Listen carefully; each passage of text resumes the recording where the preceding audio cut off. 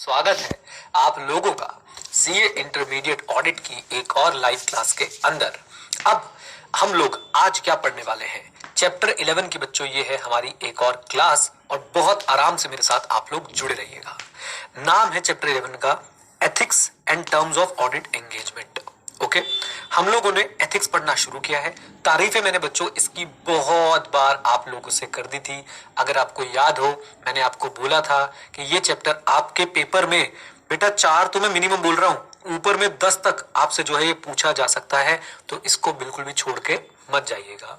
कल हमने एथिक्स का मतलब पढ़ा, कल हमने नीड फॉर एथिक्स पढ़ा, कल हमने प्रिंसिपल बेस्ड और रूल बेस्ड एथिक्स के बीच में डिफरेंस पढ़ा, और फिर बच्चों हमने सबसे इंपॉर्टेंट टॉपिक पढ़ा था फंडामेंटल प्रिंसिपल्स। याद है आप लोगों को? Give me a thumbs up अगर याद है तो जल्दी बोल दो यस सर, बिल्कुल याद है। फिर बच्चों हम लोगों ने आगे जाके इंडिपेंडेंस के बारे में बातचीत करी।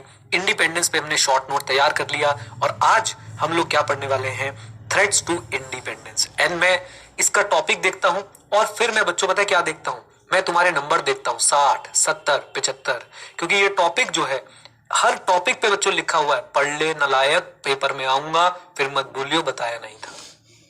Right, threats to independence. इधर देखो बच्चों, ध्यान से मेरी बातों को जरा अच्छे से प्यार से सुनिएगा। आपको अगर याद हो तो कल मैंने आपको बताया था कि भाई साहब हमारा एक आईफैक नाम की एक बॉडी है। आईफैक का नाम सुना है आपने, इंटरनेशनल फेडरेशन ऑफ अकाउंटेंट। इसका बच्चों एक बोर्ड भी है, IESBA, international ethical standard board for accountants. याद आ रही है बातें? कम ऑन टेल मी, जल्दी बोलो। इन्होंने ही इंडिपेंडेंस के, इन्होंने ही फंडामेंटल प्रिंसिपल्स दिए हमें प्रोफेशनल एथिक के, फंडामेंटल प्रिंसिपल। राइट, इन्होंने ही बच्चों हमें बताया किसके बारे में, इंडिपेंडेंस के बारे में। बोलिए किसके बारे में, जल्दी बताओ। इंडिपेंडेंस के बारे में। और यही बच्चों बता रहे हैं कि इंडिपेंडेंस के लिए थ्रेट्स क्या क्या हो सकती हैं। इन्होंने कुल मिला के 5 थ्रेट्स बताई हैं जो एक प्रोफेशनल अकाउंटेंट की इंडिपेंडेंस पे इंपैक्ट डाल सकती हैं। यानी कि 5 वल्नरेबिलिटी है, 5 चीजें हैं जो एक प्रोफेशनल अकाउंटेंट की इंडिपेंडेंस पे क्या कर सकती हैं, अटैक कर सकती हैं। आइए जरा इधर देखिए please. The code of ethics for professional accountants prepared by international federation of accountant, that is IFAC, right, identify 5 type of threats. तो आईफैक ने कितने तरह की थ्रेट्स बताई हैं, जल्दी बोलिए बेटा, जल्दी बताइए कितने तरह की? 5। हर थ्रेट पे एक क्वेश्चन दिया है आईसीआई ने, आप समझ रहे हो अपने स्टडी मैट के अंदर। अब और कैसे इंपॉर्टेंट समझाऊं आपको, एक पूरी केस स्टडी बना के दी है बच्चों आपको थ्रेट्स के ऊपर, और कैसे मैं आपको इसकी इंपॉर्टेंस समझाऊं। Descriptive question, MCQ question, correct incorrect, case study, हर तरह से जो क्वेश्चन बन सकता था बच्चों वो बना के दिया है आपको institute of chartered accountants of India ने। ओके, हाँ जी, कितनी थ्रेड्स है? एवरीवन इशारा कर दो बेटा। पांडव कितने थे? 5। थ्रेड्स भी कितनी है? 5। Is that clear? बोलो हाँ के ना। कौन कौन सी थ्रेड्स है पहले बच्चों जरा जान लेते हैं। सबसे पहला है self interest thread.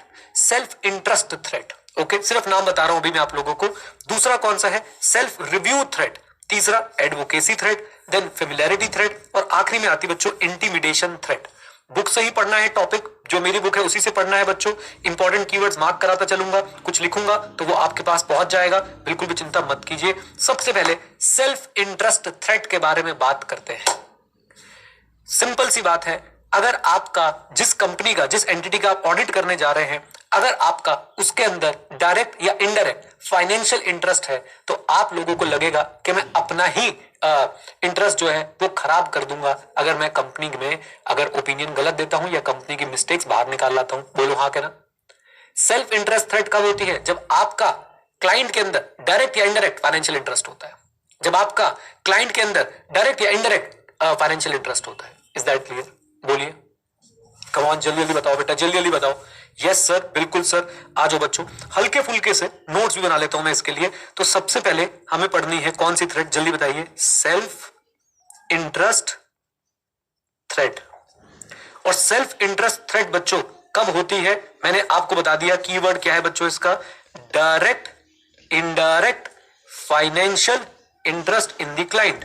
Direct indirect financial interest in the client. सोचिए, आप किसी बच्चों कंपनी के, आप किसी कंपनी के जो है वो इन्वेस्टर भी हैं और आप उसके ऑडिटर भी हैं, तो कौन सा थ्रेट होगा? कमांडल में जल्दी बताइए। सेल्फ इंटरेस्ट थ्रेट, क्योंकि आपका बच्चों क्या है? कमांडल में जल्दी बोलिए, फाइनेंशियल इंटरेस्ट है उस कंपनी के अंदर। क्या ये बात क्लियर है? Give me a thumbs up, come on, जल्दी बोलो। आज थम्स अप थम्स डाउन से ही बात करने वाले हैं हम लोग। शाबाश शाबाश एंड शाबाश। आ जाओ जी।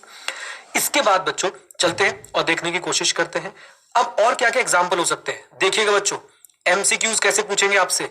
इसी एग्जाम्पल में से आपको एक सेंटेंस दे दिया जाएगा और बोलेंगे पहचान कौन सी थ्रेट है, पहचानना, राइट। तो आपको पहचानना होगा ये मेरी सेल्फ इंटरेस्ट थ्रेट है या सेल्फ रिव्यू थ्रेट है, फेमिलियरिटी थ्रेट है, एडवोकेसी थ्रेट है या इंटिमिडेशन थ्रेट है। और इसलिए एक एक एग्जाम्पल पढ़ना हमारे लिए बहुत जरूरी है। जो कोर अंडरस्टैंडिंग थी वो तो बस इतनी सी थी कि भाई आपका एक कंपनी में हो सकता है फाइनेंशियल इंटरेस्ट, चाहे डायरेक्ट या इनडायरेक्ट। अगर ऐसा है मेरे मित्रों, मेरे दोस्तों, मेरे भाइयों, मेरे बहनों, अगर ऐसा है तो आपकी बेटा कौन सी थ्रेट जो है वो चल रही है, जल्दी बोलिए। सेल्फ इंटरेस्ट थ्रेट जो है वो चल रही है।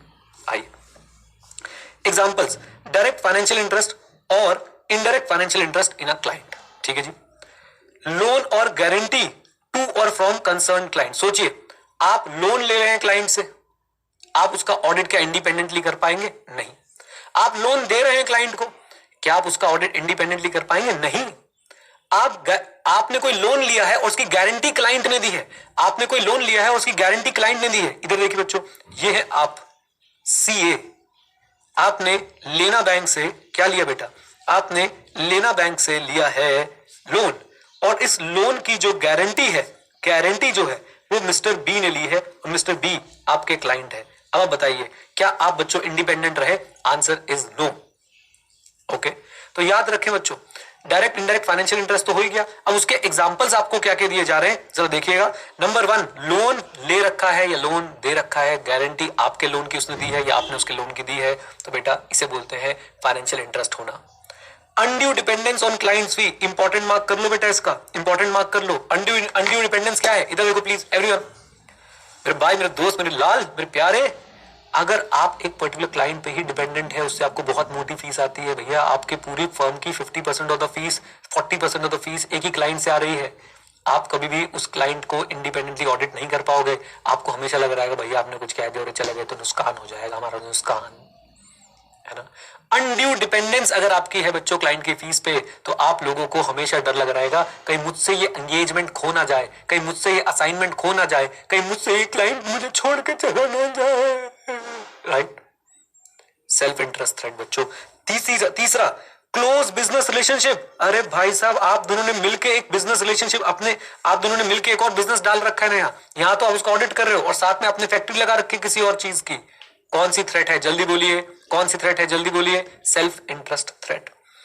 Potential employment of the with the client. आप इस फिराक में हो, आपको लगता है कि ये क्लाइंट मुझे भी और काम देगा और बहुत सारे असाइनमेंट्स मुझे दिलवाने वाला है, तो इसकी जो कंपनी का मैं ऑडिट कर रहा हूं इसका तो क्लीन ओपिनियन दूंगा, एकदम सर्फ से मिला के ओपिनियन दूंगा, क्लीन करके।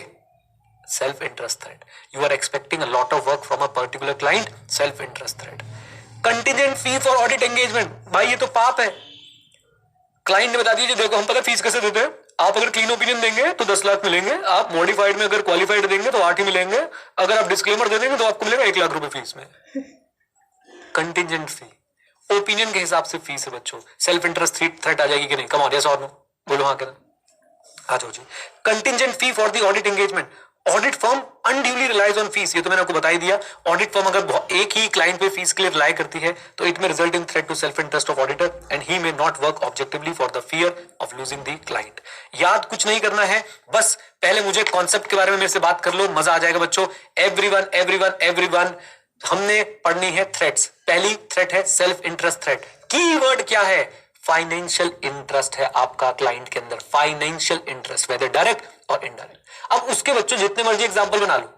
अनड्यू डिपेंडेंस है आपकी, लोन ले रखा है, गारंटी दे रखी है, या लोन दे रखा है, गारंटी दे रखी है। पोटेंशियल एम्प्लॉयमेंट है, वो आपको और काम देने का लालच दे सकता है। कंटिजेंट फी है, आप उसके साथ क्लोज बिजनेस रिलेशनशिप में है। ये सारे एग्जांपल्स हैं बच्चों किसके? कम ऑन टेल मी, जल्दी बता दो।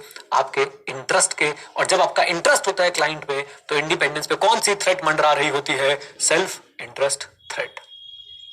हाँ जी, मेरे साथ साथ बच्चों, मेरे साथ साथ एवरीवन हर बच्चा जुड़ा रहेगा, मेरे साथ बोलेगा। 5 थ्रेट होती है। पहली थ्रेट कौन सी है? Self interest threat. Okay, self interest threat बच्चों याद रखिए फाइनेंशियल इंटरेस्ट पे डिपेंड करती है। बोल दो हाँ क्या ना? फाइनेंस, बार बार रिपीट कर रहा हूं, फाइनेंशियल इंटरेस्ट का बच्चों एग्जांपल क्या है? पहले तो डायरेक्ट इंडायरेक्ट फाइनेंशियल इंटरेस्ट हो सकता है, loan guarantee, dependence on fee, close business relationship, potential employment, contingent fee. बस इतनी बातें याद भी नहीं रखनी, सिर्फ एक बार पढ़नी है, दैट्स इट। बोलो क्लैरिटी यहां तक, जल्दी बोल दो चैट में बोल दो यस और नो, क्लैरिटी है?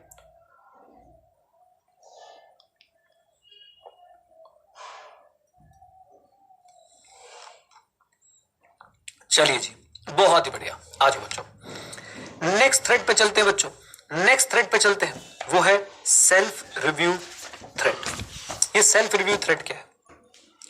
अगर आप ऑडिट क्लाइंट को नॉन ऑडिट वर्क भी देते हैं, अगर आप ऑडिट क्लाइंट को नॉन ऑडिट वर्क भी देते हैं, तो बेटा कल को आपको ऑडिट में अगर वही वर्क चेक करना पड़ गया तो आप क्या उसमें एरर्स बताएंगे? आप क्या उसमें मिस्टेक्स बताएंगे? मैंने आपको पहले भी एग्जांपल दिया था, आप तो बोलेंगे कहां है उस व्यक्ति के हाथ जिसने ये काम किया है, मैंने चूमना चाहता हूं। याद है कि नहीं बेटा? तो याद रखें, सेल्फ रिव्यू थ्रेड यानी अपने ही काम करने को, अपने ही काम को जब आप रिव्यू करेंगे तो आप ऑब्जेक्टिवली काम नहीं कर पाएंगे, आप इंटीग्रिटी, ऑब्जेक्टिविटी और प्रोफेशनल स्केप्टिसिज्म एक्सरसाइज नहीं कर पाएंगे, अल्टीमेटली आप इंडिपेंडेंटली एक्ट नहीं कर पाएंगे। इसलिए non audit work of a audit client becomes a self review thread. Non audit work, मेरे साथ बोलो बोलो बोलो बोलो, नॉन ऑडिट वर्क, मेरे साथ एक बार फिर से, non audit work for a audit client becomes a self review thread. Is that clear? बोलिए, आ जाओ। इसके लिए भी बच्चों कीवर्ड डाल देता हूं। देखो ये नोट्स काम के नहीं है, मैं सिर्फ आपको क्लास में पढ़ाने के लिए लिख रहा हूं, भावुक मत हो जाना, ये दो ये दो ये दो। आज वाले नोट्स बच्चों काम के नहीं, आज सारा काम हम बुक से पढ़ रहे हैं। Is that clear? बोल दो हाँ के ना, आ जाओ। सिर्फ एक कीवर्ड आपको बताने के लिए यहां पे आया हूं मैं। दूसरा पॉइंट क्या था बच्चों हमारा? Self review thread. कोर क्या है इसका? कोर क्या है बच्चों इसका? कोर है इसका, core core core core core core बचाए शोर। कोर है बच्चों इसका क्या? कि आपने नॉन ऑडिट वर्क किया है, नॉन ऑडिट वर्क किया है। किसका नॉन ऑडिट वर्क किया है? कम ऑन टेल मी, जल्दी बोलिए, किसका नॉन ऑडिट वर्क किया है? नॉन ऑडिट वर्क किया है आपने ऑडिट क्लाइंट का। ओके, तो आप जब उस काम को रिव्यू करेंगे तो there is going to be a self review threat. Book से रीड करते हैं। Where non audit work is provided to an audit client and then that work is subject to audit, the auditor is unlikely to admit errors in their own work and may not identify the errors in their own work। क्या बोलती public? तो वो अपने errors ना ही ढूंढेगा, ना ही बताने के लिए इच्छुक होगा। अच्छा, और कब हो सकता है? और when a member of the audit team was previously a director और सीनियर एम्प्लॉय। ध्यान दीजिएगा बच्चों, इधर देखो, इधर देखो, ये ऑडिट फर्म है और ये वो कंपनी है जिसका आप ऑडिट कर रहे हैं। अभी अभी यहां पे मिस्टर ए ने ज्वाइन किया है ऑडिट फर्म में। Mister A just join the audit firm and mister A is the x CFO of this company. अब देखो होगा क्या, बहुत ध्यान समझना। मिस्टर ए एक्स सीएफओ है, मान लो एबीसी कंपनी के, इन्होंने एक ऑडिट फर्म ज्वाइन करी है और ये बच्चों ऑडिट की सर्विसेज दे रहे हैं। अब एक बात बताओ, कंपनी में क्या सीएफओ भैया कुछ काम करके आए होंगे? बोलो हाँ के ना। अब सीएफओ ऑडिट फर्म में पार्टनर है और वो ही यहां पे ऑडिट करने जा रहे हैं। क्या बच्चों यहां पे हो सकता है कि सीएफओ को अपना ही काम रिव्यू करना पड़ जाए? और जब अपना ही काम रिव्यू करेगा तो क्या वो अपनी मिस्टेक्स एडमिट करेगा? Answer is no. क्या वो अपनी मिस्टेक्स को आइडेंटिफाई करके, एरर्स को आइडेंटिफाई करके सबके सामने लाना चाहेगा? Answer is no. राइट, तो दूसरा एग्जांपल, एक तो non audit work of audit client और दूसरा बच्चों क्या एग्जांपल है कि भाई ऑडिट टीम मेंबर। इसको यहां से देखिए क्या है आपका audit when a member of the audit team was previously director or senior employee of the client। लो जी लो, member of audit team क्या था? डायरेक्टर था या फिर सीनियर एम्प्लॉय था? सीनियर एम्प्लॉय था क्लाइंट का, तब भी क्या सेल्फ रिव्यू थ्रेट हो जाएगा? Senior employee of a client. Answer is yes. तो भी बच्चों आपके पास सेल्फ रिव्यू थ्रेट जो है वो आ जाएगी। आप समझ पा रहे हैं? ये सारे एग्जांपल्स आपसे एग्जाम में पूछे जाएंगे, सारे एग्जांपल्स बच्चों। कोई भी एक एग्जांपल उठा के केस स्टडी बन सकती है। कैसे केस स्टडी बन सकती है? एक कंपनी है एबीसी, उसके डायरेक्टर है मिस्टर जेड। वो डायरेक्टर जो है अब वहां से रिटायर होके आ गए हैं कहां पे? XYZ firm of chartered accountants में वो पार्टनर बन गए हैं। XYZ एबीसी का ऑडिट एक्सेप्ट कर रही है। क्या लगता है कोई थ्रेट है? कम ऑन, कोई थ्रेट है क्या? Answer is yes. There is a threat to independence and that threat will be self review threat because Mr. Z, that is the partner of a audit team, partner of the audit team, was at a director level position in the company and therefore he might have to review his own work In that work, he might be hesitating while pointing out at the errors made. क्या बोलती public? Come on, बोल दो हाँ क्या ना। तो कौन सी थ्रेट हो जाएगी? Self review threat. आ जाओ। और क्या क्या है बच्चों? Instances where such threat may come into play when auditor having recently been मैंने आपको बताया, when an auditor having recently been a director और senior officer of the company and when auditor perform service that are themselves subject to the matter of auditing. तभी तो बोलते हैं बच्चों शुरू से, आपने जिस कंपनी के बनाए हो अकाउंट्स, क्या आप कर पाएंगे उसका audit? Answer is no. Is that clear? यहां बच्चों मैं 1 मिनट के लिए आपको सेक्शन 144 ऑफ कंपनीज एक्ट से भी रेफर करना चाहूंगा। सेक्शन 144 ऑफ कंपनीज एक्ट जो है वो प्रोहिबिशन लगाता है कुछ सर्विसेज पे, और उसमें बच्चों अकाउंटिंग की सर्विस भी आती है। प्रोहिबिशन लगाता है ऑडिटर की कुछ सर्विसेज पे, auditors additional services, auditor services, या I should say service by auditors. याद है आप लोगों को? आपको पढ़ना नहीं है, सिर्फ बेसिक आइडिया होना चाहिए। सेक्शन 144 ऑफ कंपनीज एक्ट 2013 रोकता है, लेकिन याद रखिए बच्चों वहां पे भी कुछ सर्विसेज हैं जो आप प्रोवाइड कर सकते हो। जैसे कि आप अपने ऑडिट क्लाइंट का टैक्स का केस अगर लड़ना चाहो तो लड़ सकते हो, क्या जाके? आंसर इज यस, लड़ सकते हो। ओके, बोल दो हाँ क्या ना। उसके लिए बोर्ड ऑफ डायरेक्टर और ऑडिट कमेटी वगैरह की अप्रूवल चाहिए होगी, लेकिन कुछ सर्विसेज पे कंप्लीट प्रोहिबिशन होता है, जैसे कि preparation and presentation of financial statement. Mister A जो कि एक ऑडिटर है कंपनी के, मिस्टर ए ऑडिटर है कंपनी के एबीसी के, क्या बच्चों ये इसकी preparation and presentation of financial statement भी कर सकते हैं? Answer is no. अब आपको पता है अगर वो कर देंगे तो बेटा कौन सी थ्रेट आ जाएगी इंडिपेंडेंस पे? कौन सी थ्रेट आ जाएगी? कम ऑन टेल मी, जल्दी बोलिए। सेल्फ रिव्यू थ्रेट आ जाएगी। Easy easy. आइए, थ्रेट पहचाननी आनी चाहिए बच्चों, एग्जाम में पास होना है तो आपको थ्रेट्स पहचाननी आनी चाहिए। अब आते हैं एडवोकेसी थ्रेट। जब आप क्लाइंट के नाम की माला जपने लग जाओ, जब आप क्लाइंट के नाम की माला जपने लग जाओ, आपने वेलकम पिक्चर देखी है? नाना पाटेकर होता है, उसके साथ में एक बंदा खड़ा रहता है जिसकी टांग टूटी हुई होती है। याद आ रहा है आपको थोड़ा थोड़ा? कम ऑन, यस और नो। और जैसे ही वो कुछ बात बोलता है वो उसकी तारीफें करना शुरू हो जाता है। अरे शेट्टी भाई तो ये है, तो वो है, तो फलाना है, तो ढिमाका है, तो बड़े बड़े बिजनेस है, और ये है और फलाना ढिमाका है। तो वो कर रहा होता है एडवोकेसी शेट्टी भाई की। बोलो क्या कर रहा होता है? एडवोकेसी कर रहा होता है शेट्टी भाई की। याद रखें, अगर ऑडिटर क्लाइंट का बखान करता रहता है, अरे ये क्लाइंट ये तो बिल्कुल एकदम महान है, मैं तो कहता हूं ये पुरुष ही नहीं है, महापुरुष है, महापुरुष, राइट? तो याद रखें बच्चों, याद रखें, ये हो गई एडवोकेसी थ्रेट। आइए मैं इसको और डिटेल में समझाता हूं। बेसिक आइडिया मैंने आपको दे दिया। Promoting the position of a client और representing them in some way would mean that audit firm is seen to be taking sides with the client. In short, आपने क्लाइंट की ज्यादा साइड नहीं लेनी है। पता चला क्लाइंट को लोन लेना है, आप उसके साथ चले गए, चल भाई मैं चलता हूं बैंक में। बैंकर ने पूछा हाँ भाई कैसा है ये? वही जवाब, मैं तो कहता हूं सर ये पुरुष ही नहीं है, महापुरुष है, आप लोन बिल्कुल दीजिए, कोई टेंशन की बात नहीं है। तो आप देख रहे हैं आप क्लाइंट की क्या ले रहे हैं? साइड्स ले रहे हैं। बोलिए क्लाइंट की क्या ले रहे हैं? Come on tell me. Sides ले रहे हैं। अरे प्रभात ये क्या हुआ भाई? ये मैंने क्यों नया देखा क्या? तुमने मूछे रखी है हल्के हल्के? ऐ स्मार्टी बॉय, माय बॉय, ये अरे हाथ हटाओ भाई, दुनिया देखना चाह रही तो ए नाइस नाइस नाइस, बहुत बढ़िया बेटा, बहुत बढ़िया, बहुत बढ़िया। अपॉइंटमेंट हो जाएगी, टेंशन ना लो, आ जाओ। हाँ जी, यहां तक क्लैरिटी है आप लोगों के पास? एडवोकेसी थ्रेट में क्या बोलते हैं? Promoting the position of a client, promoting the position of a client, taking sides with the client. Hello, आ जाओ, इधर देखते हैं बच्चों, इधर देखते हैं। So promoting the position of a client और representing them in some way, जैसे कि ऐसा लगे कि भाई आप साइड ले रहे हैं क्लाइंट की। Example, when the auditor deals with share. अब देखना यहां पे क्या होगा, जैसे मैंने लाइन पढ़ी, अरे सर आपने गलत पढ़ाया सर, फाइनेंशियल इंटरेस्ट होती है शेयर वाली। बेटा सुनो, कंपनी में आपके पैसे लगे हुए हैं, फाइनेंशियल इंटरेस्ट है। आप कंपनी के शेयर्स वगैरह लॉन्च करने में मदद कर रहे हो, आईपीओ वगैरह मदद कर रहे हो, एफपीओ वगैरह मदद कर रहे हो, जहां जाते हो बखान करते हो, भाई इस कंपनी के शेयर बाय कर लो, एकदम पैसा ही पैसा होगा। ये कौन सी थ्रेट है? एडवोकेसी। डिफरेंस समझ पा रहे हो? मेरे पास एक कंपनी के शेयर्स हैं, फाइनेंशियल इंटरेस्ट है, मैं कंपनी के शेयर्स को भाई साहब मार्केट में फ्लोट करवाने में मदद कर रहा हूं, तो मैं क्या कर रहा हूं? एडवोकेसी कर रहा हूं। Hello, I am taking sides of the client. देखिए जरा example, when the auditor deals with, हाँ जी, when the auditor deals with what, जल्दी बोलो, शेयर्स और securities of the audited company और becomes the client's advocate in litigation and third party dispute.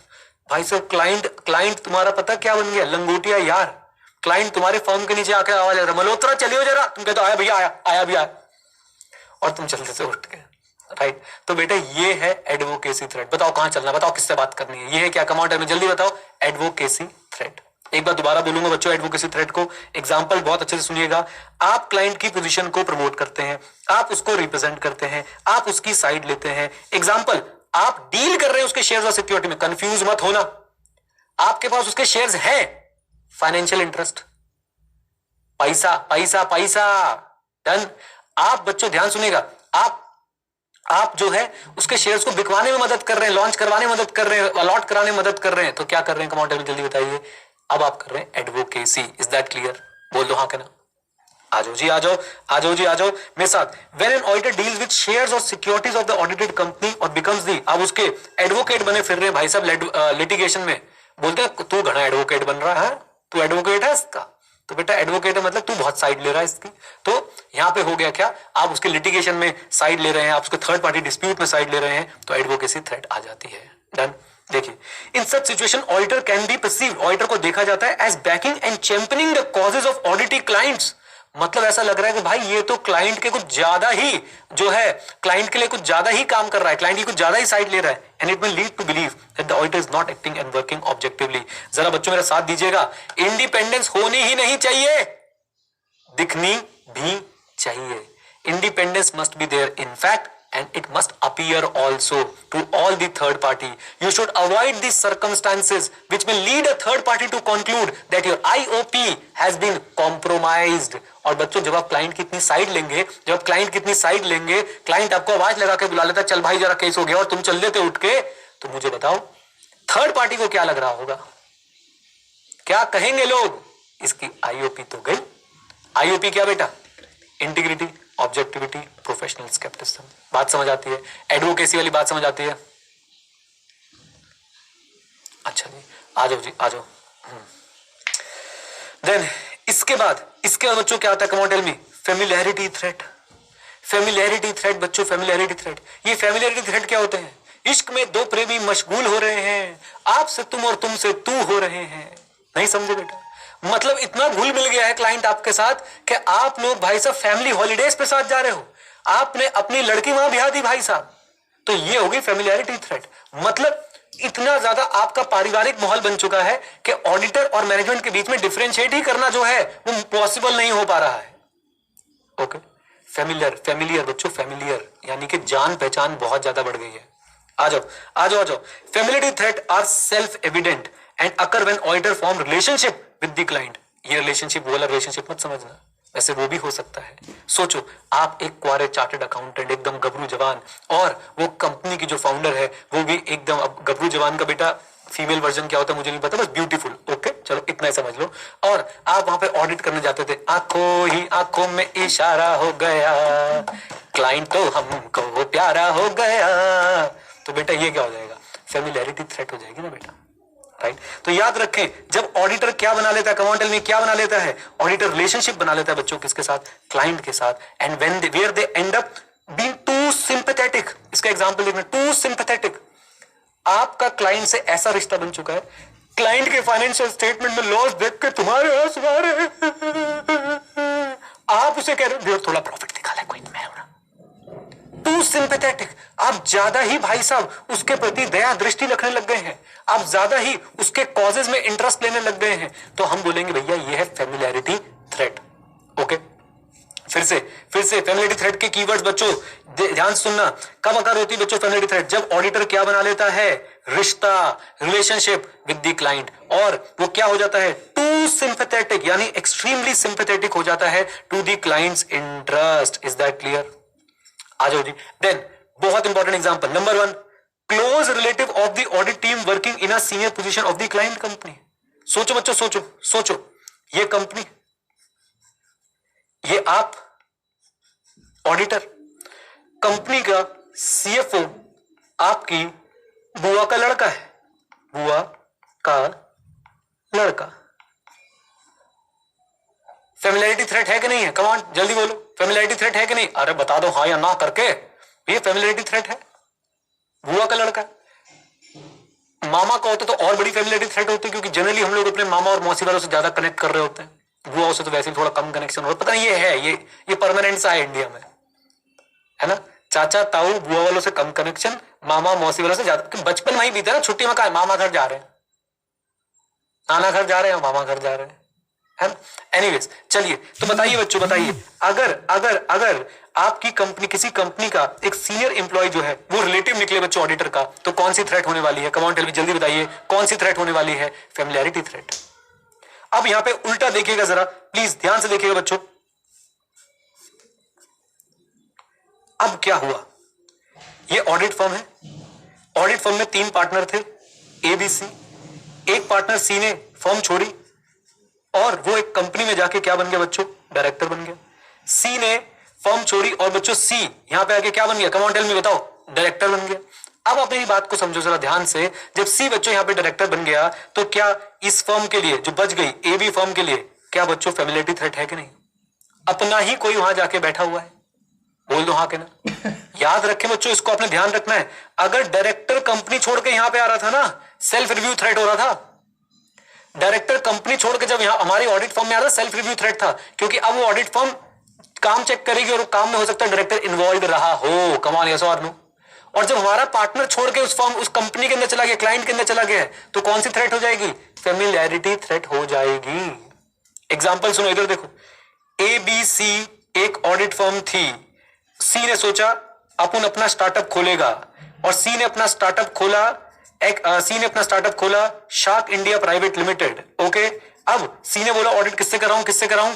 अपने दोस्तों से, ए बी से ही करवा लेता हूं, जिसके फर्म में पहले में पार्टनर था। आप बताइए, क्या ए बी और सी की फैमिलियरिटी जग जाहिर है कि नहीं? जग जाहिर है कि नहीं? क्या थर्ड पार्टी को ये लगेगा अच्छा कल तक तो इनके साथ पार्टनरशिप में था, आज इनसे ऑडिट करवा रहा है, हमें नहीं लगता इंडिपेंडेंट है ये? क्या बोलती पब्लिक? बोलो हाँ के ना। बेटा थर्ड पार्टी कौन होती है? थर्ड पार्टी वो आपकी मोहल्ले वाली आंटी जो आपके ऊपर, आपके घर वालों से ज्यादा नजर रखती है, जिनको सब पता होता है तुम्हारे घर में कौन आया, कब आया, कितने बजे आया, वो कौन सी गाड़ी में था, उसके कपड़े क्या पहन रखे थे। एक आंटी तो जरूर होती है ना बच्चों ऐसे मोहल्ले, मुझे बता दो होती है कि नहीं होती? वो स्वीट होती है बेटा, वो एक हमारी अनपेड एम्प्लॉय, अनपेड सीसीटीवी होती है हमारी। आ जाओ please please please, don't be that aunty और अंकल एज द केस में भी। क्लैरिटी है यहां तक? बोलिए, फैमिलियरिटी थ्रेट समझ में आती है? Yes sir. एक और example, long association between auditor and specific client. आपको पता है 100 साल तक ऑडिटर सेम रहे हैं, 100 साल, मतलब 100 साल एक कंपनी का एक ही ऑडिटर है। सोचो ऑडिटर और मैनेजमेंट में क्या ही फर्क रह गया। वो जनरेशन, आप कह रहे हो सर 100 साल जिंदा भी कोई रहता है, कैसी बात? बेटा जनरेशनल। तुम्हें पता है सीए, एक तो जो पेरेंट्स होते हैं ना, वो अपना प्रोफेशन अपने बच्चों पे भर भर के थोपते हैं। मैं सीए, तू भी सीए, तू भी सीए, तू कैसे नहीं सीए, तू भी सीए, दर्जी बन जाओ सारे सीए सीए करके। पॉइंट क्या इधर देखो मेरी बात ध्यान से। पॉइंट ये बेटा कि भाई जनरेशनल ऑडिटर चलते हुए आ रहे हैं कि भाई पापा सीए थे, बेटा सीए हुआ, पोता सीए हुआ, और कंपनी भी जनरेशन चलती आ रही है। पहले दादाजी चला रहे थे, फिर बेटा जी, फिर पोता जी। ऑडिटर और कंपनी वाले भाई सब 100 साल से सेम है। आपके मन में अचानक से डाउट आया, मास्टर तुझे कुछ नहीं पता, रोटेशन ऑफ ऑडिटर आ गया, 139 सबसेक्शन 2 होता है, रूल 5 होता है। ओ इधर आओ, इधर आओ, इधर आओ। पहली बात तो 2013 में आया, पहली बात। दूसरी बात, आज भी वो हर कंपनी पे एप्लीकेबल नहीं है बाबू। It is applicable on few company, specified companies. Come on, yes और नो? बोल दो हाँ के ना। तो अब अगर बताओ एक कंपनी का एक ऑडिटर पिछले 15-20 साल से, 25 साल से सेम ही है, क्या उनमें बच्चों रिश्तेदारी से नहीं बन गई होगी थोड़ी बहुत? वो नाइट आउट पे एक साथ जा रहे हैं भाई, थाईलैंड की ट्रिप एक साथ बनाए कंपनी के ओनर और ऑडिटर ने, और तुम कह रहे हो कि भाई साहब नहीं, अलग अलग है। जबरदस्त फैमिलियरिटी थ्रेट है। Is that clear? बोलो हाँ के ना, बोल दो। आ जाओ मेरे साथ। थाईलैंड का नाम सुनते सबके मुख पे हंसी आती है, मतलब हमने जगह को ऐसा बदनाम कर दिया है उसके ना। एनीवेज आ जाओ। अब गया कोई नहीं तुम में से, बस सुना ही सुना है। काव्य हंस रहा, काव्य कर सर मैं तो गया भी हूं, काव्य दत्त त्रिपाठी। हाँ त्रिपाठी जी आ जाओ please. Long association between specific auditor and their specific client counterpart. हाँ जी, लॉन्ग एसोसिएशन, लंबी चौड़ी association between the auditor and the clients can also lead to familiarity threat. Is that clear? बोलिए आ जाओ जी। Acceptance of significant gift. भाई साहब क्लाइंट ने बस अभी अभी जो है वो मर्सिडीज गिफ्ट में करी है चार्टेड अकाउंटेंट को। अब थर्ड पार्टी को क्या लग रहा है? देख रहा है विनोद कैसे मर्सिडीज लेके क्लीन ओपिनियन दिया जा रहा है, राइट? तो याद रखें, अगर आप भाई साहब सिग्निफिकेंट गिफ्ट एक्सेप्ट कर रहे हैं, हॉस्पिटैलिटी, क्लाइंट ने बोला अरे ऑडिटर ऑडिटर इधर आओ, बड़े दिनों से घूमने नहीं गए हो, कह रहा, ऑडिटर ने बोला बीवी कह तो रही है चिंता मत करो ऑडिटर, तुम्हारी बीवी हमारी बीवी, टेंशन की बात ही नहीं, ये लो पैसे, जाओ घूम के आओ। राइट, अब मुझे आप बताओ बेटा, बताओ अगर वो आपके ट्रिप स्पॉन्सर कर रहा है, आपका क्लाइंट आपके ट्रिप स्पॉन्सर कर रहा है, मुझे बताइए थ्रेट है कि नहीं है? बता दो जल्दी से बेटा, फेमिलियरिटी थ्रेट है कि नहीं? बिल्कुल है बेटा। राइट, तो याद रखें, आपको गिफ्ट मिल रहे हैं, हॉस्पिटैलिटी मिल रही है, आपके नाम पे पार्टी ऑर्गेनाइज की जा रही है, सीए अक्षत गुप्ता के नाम पे आज हम करेंगे पार्टी, और पार्टी में आपको पता है फिर क्या क्या होगा बच्चों, है ना? तो सीए अक्षत गुप्ता खुश हो रहा है, बहुत ही बढ़िया है, हॉस्पिटैलिटी एक्सेप्ट कर रहा है ये नालायक।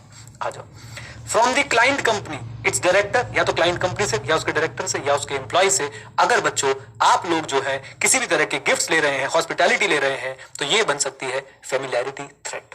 चार threats, everyone put your hands up in the air. सबसे पहले कौन सी थी? सेल्फ इंटरेस्ट, मेरा पैसा। उसके बाद क्या था बच्चों? सेल्फ रिव्यू, मेरा काम। उसके बाद क्या था बच्चों? Advocacy, okay. और उसके बाद क्या रहा था कि भाई साहब फेमिलियरिटी, मेरे भाई जान, मेरे भाई जान, मेरे भाई जान। और उसके बाद बच्चों फाइनली आपको डराया जाएगा, धमकाया जाएगा, हाँ जी, और वो क्या होगा? Intimidation threat. जैसा ओपिनियन मैं बोल रहा हूं भाई साहब दे, नहीं तो याद है ना बच्चों, साइड में क्या रखा मेरे पास, है ना? तो भाई साहब डराया जा रहा है, कह रहा है ओपिनियन वही होगा जो अपन बोलेगा, ओके। आ जाइए, इंटिमिडेशन थ्रेट कब आती है? Which occur when the auditors are deterred, जब उसे रोका जा रहा है, उसे डराया जा रहा है, from acting objectively with N adequate degree of professional scepticism.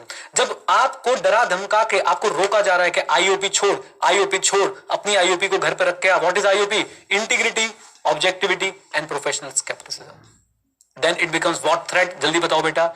It becomes intimidation threat, deterred from being acting objectively, deterred from acting objectively. मेरे साथ, डेटर्ड फ्रॉम एक्टिंग ऑब्जेक्टिवली, याद रखेंगे everyone, deterred from acting objectively. लिख लो, ये वाली sentence यहां पे लिख लेता हूं मैं जल्दी से, रिवीजन के टाइम पे आपको बोल के याद करा दूंगा।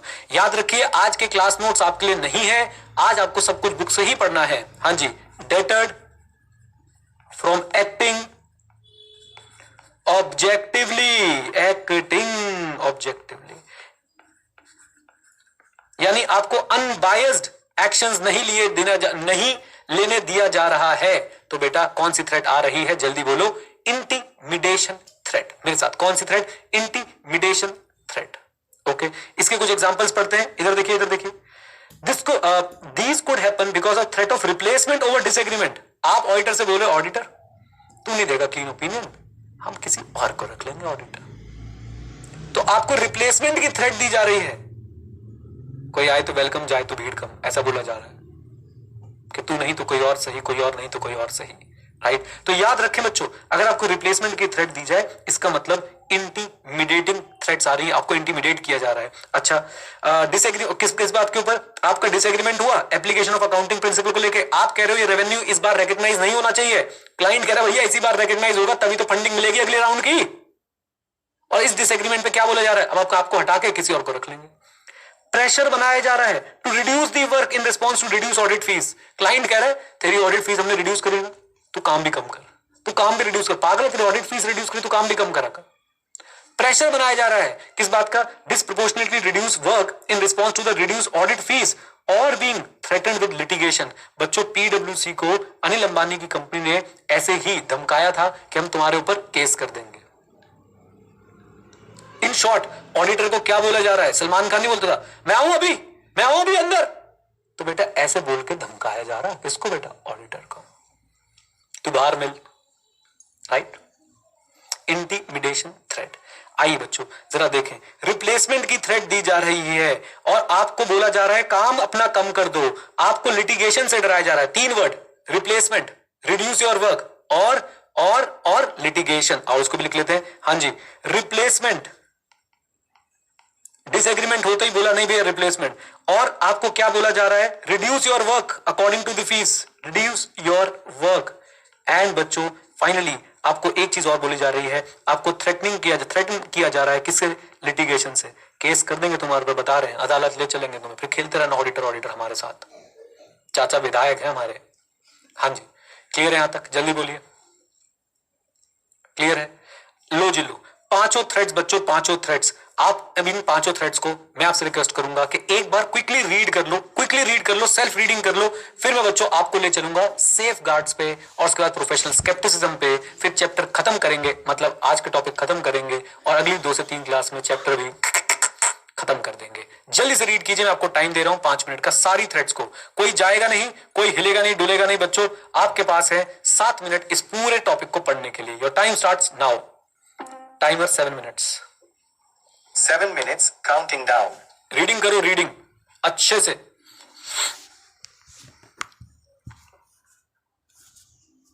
काका इशिका कह रही सर सेल्फ रिव्यू में एक पॉइंट है कि when a member of the audit team was previously a director, और फेमिलियरिटी में पॉइंट है कि when farmer partner of audit being a director. मैंने दोनों पॉइंट्स इशिका जी बहुत अच्छे से जो है वो समझाए थे, लेकिन मुझे अपने एक्सपीरियंस से पता था कि एक बच्चा तो जरूर आएगा। इधर देखो बेटा, ये ऑडिट टीम है। ऑडिट टीम का एक पार्टनर जो है वो जाके डायरेक्टर बन जाए कंपनी में, तो फेमिलियरिटी थ्रेट हो जाएगी, क्योंकि अब ऑडिट करने वालों की कंपनी के एक सीनियर एम्प्लॉय से काफी ज्यादा अच्छी जान पहचान होने वाली है। और अगर कंपनी का डायरेक्टर कंपनी छोड़ के ऑडिट टीम को ज्वाइन कर लेता है, तो उसमें बच्चों सेल्फ रिव्यू थ्रेट हो जाएगी। क्यों सेल्फ रिव्यू थ्रेट हो जाएगी? इसलिए सेल्फ रिव्यू थ्रेट हो जाएगी क्योंकि अब जो है आप ये डायरेक्टर अपनी टीम के साथ जाके इस कंपनी का काम चेक करेगा, और इस कंपनी में तो काम पहले किसने किया हुआ है? डायरेक्टर ने किया हुआ है। क्या बोलती पब्लिक? कम ऑन, यस और नो? अच्छा जी सर, लॉन्ग एसोसिएशन वाला पॉइंट बता दो। लॉन्ग एसोसिएशन वाला पॉइंट बेटा क्या है? आपकी क्लाइंट के साथ बड़ी लंबी चौड़ी एसोसिएशन है, आप 20-25-30 साल से एक दूसरे के क्लाइंट और ऑडिटर बन के बैठे हुए हैं, तो फेमिलियरिटी बहुत ज्यादा है, आप उसके लिए ज्यादा सिंपैथेटिक फील कर सकते हैं, और इस चक्कर में आपकी इंडिपेंडेंस जो है वो क्या हो सकती है? मार खा सकती है, इंडिपेंडेंस पे थ्रेट आ सकती है। ओके, सेल्फ रिव्यू वाला पॉइंट मैंने क्लियर कर दिया। आ जाओ जी, आ जाओ, आ जाओ जी, आ जाओ। अब आपको मैं एक बात बताऊं, मैं तो आज तो मैंने कहा चैट ऑफ रखी, लेकिन चैट ओपन करते मैं 2 पेपर दे रहा हूं। मैं 2024 में 12 घंटे पढ़ने की कोशिश कर रहा हूं, लेकिन 9 घंटे इफेक्टिव निकल पा रहा है। क्या करूं? How this is related to the topic we are just studying? नहीं है, लेकिन फिर भी पूछना है। एनीवेज, एडवोकेसी थ्रेट में वो प्रोस्पेक्टस में एक्सपर्ट बनके क्रेडिबिलिटी बढ़ाने में हेल्प करेगा, तो उसमें आ जाएगा yes, yes Rudra, yes. Okay, non audit work of audit client, मतलब क्लाइंट को नॉन ऑडिट वर्क देने से ऑडिटर को क्यों दिक्कत है? भाई क्यों दिक्कत नहीं है? एक बार बताओ, what is non audit work?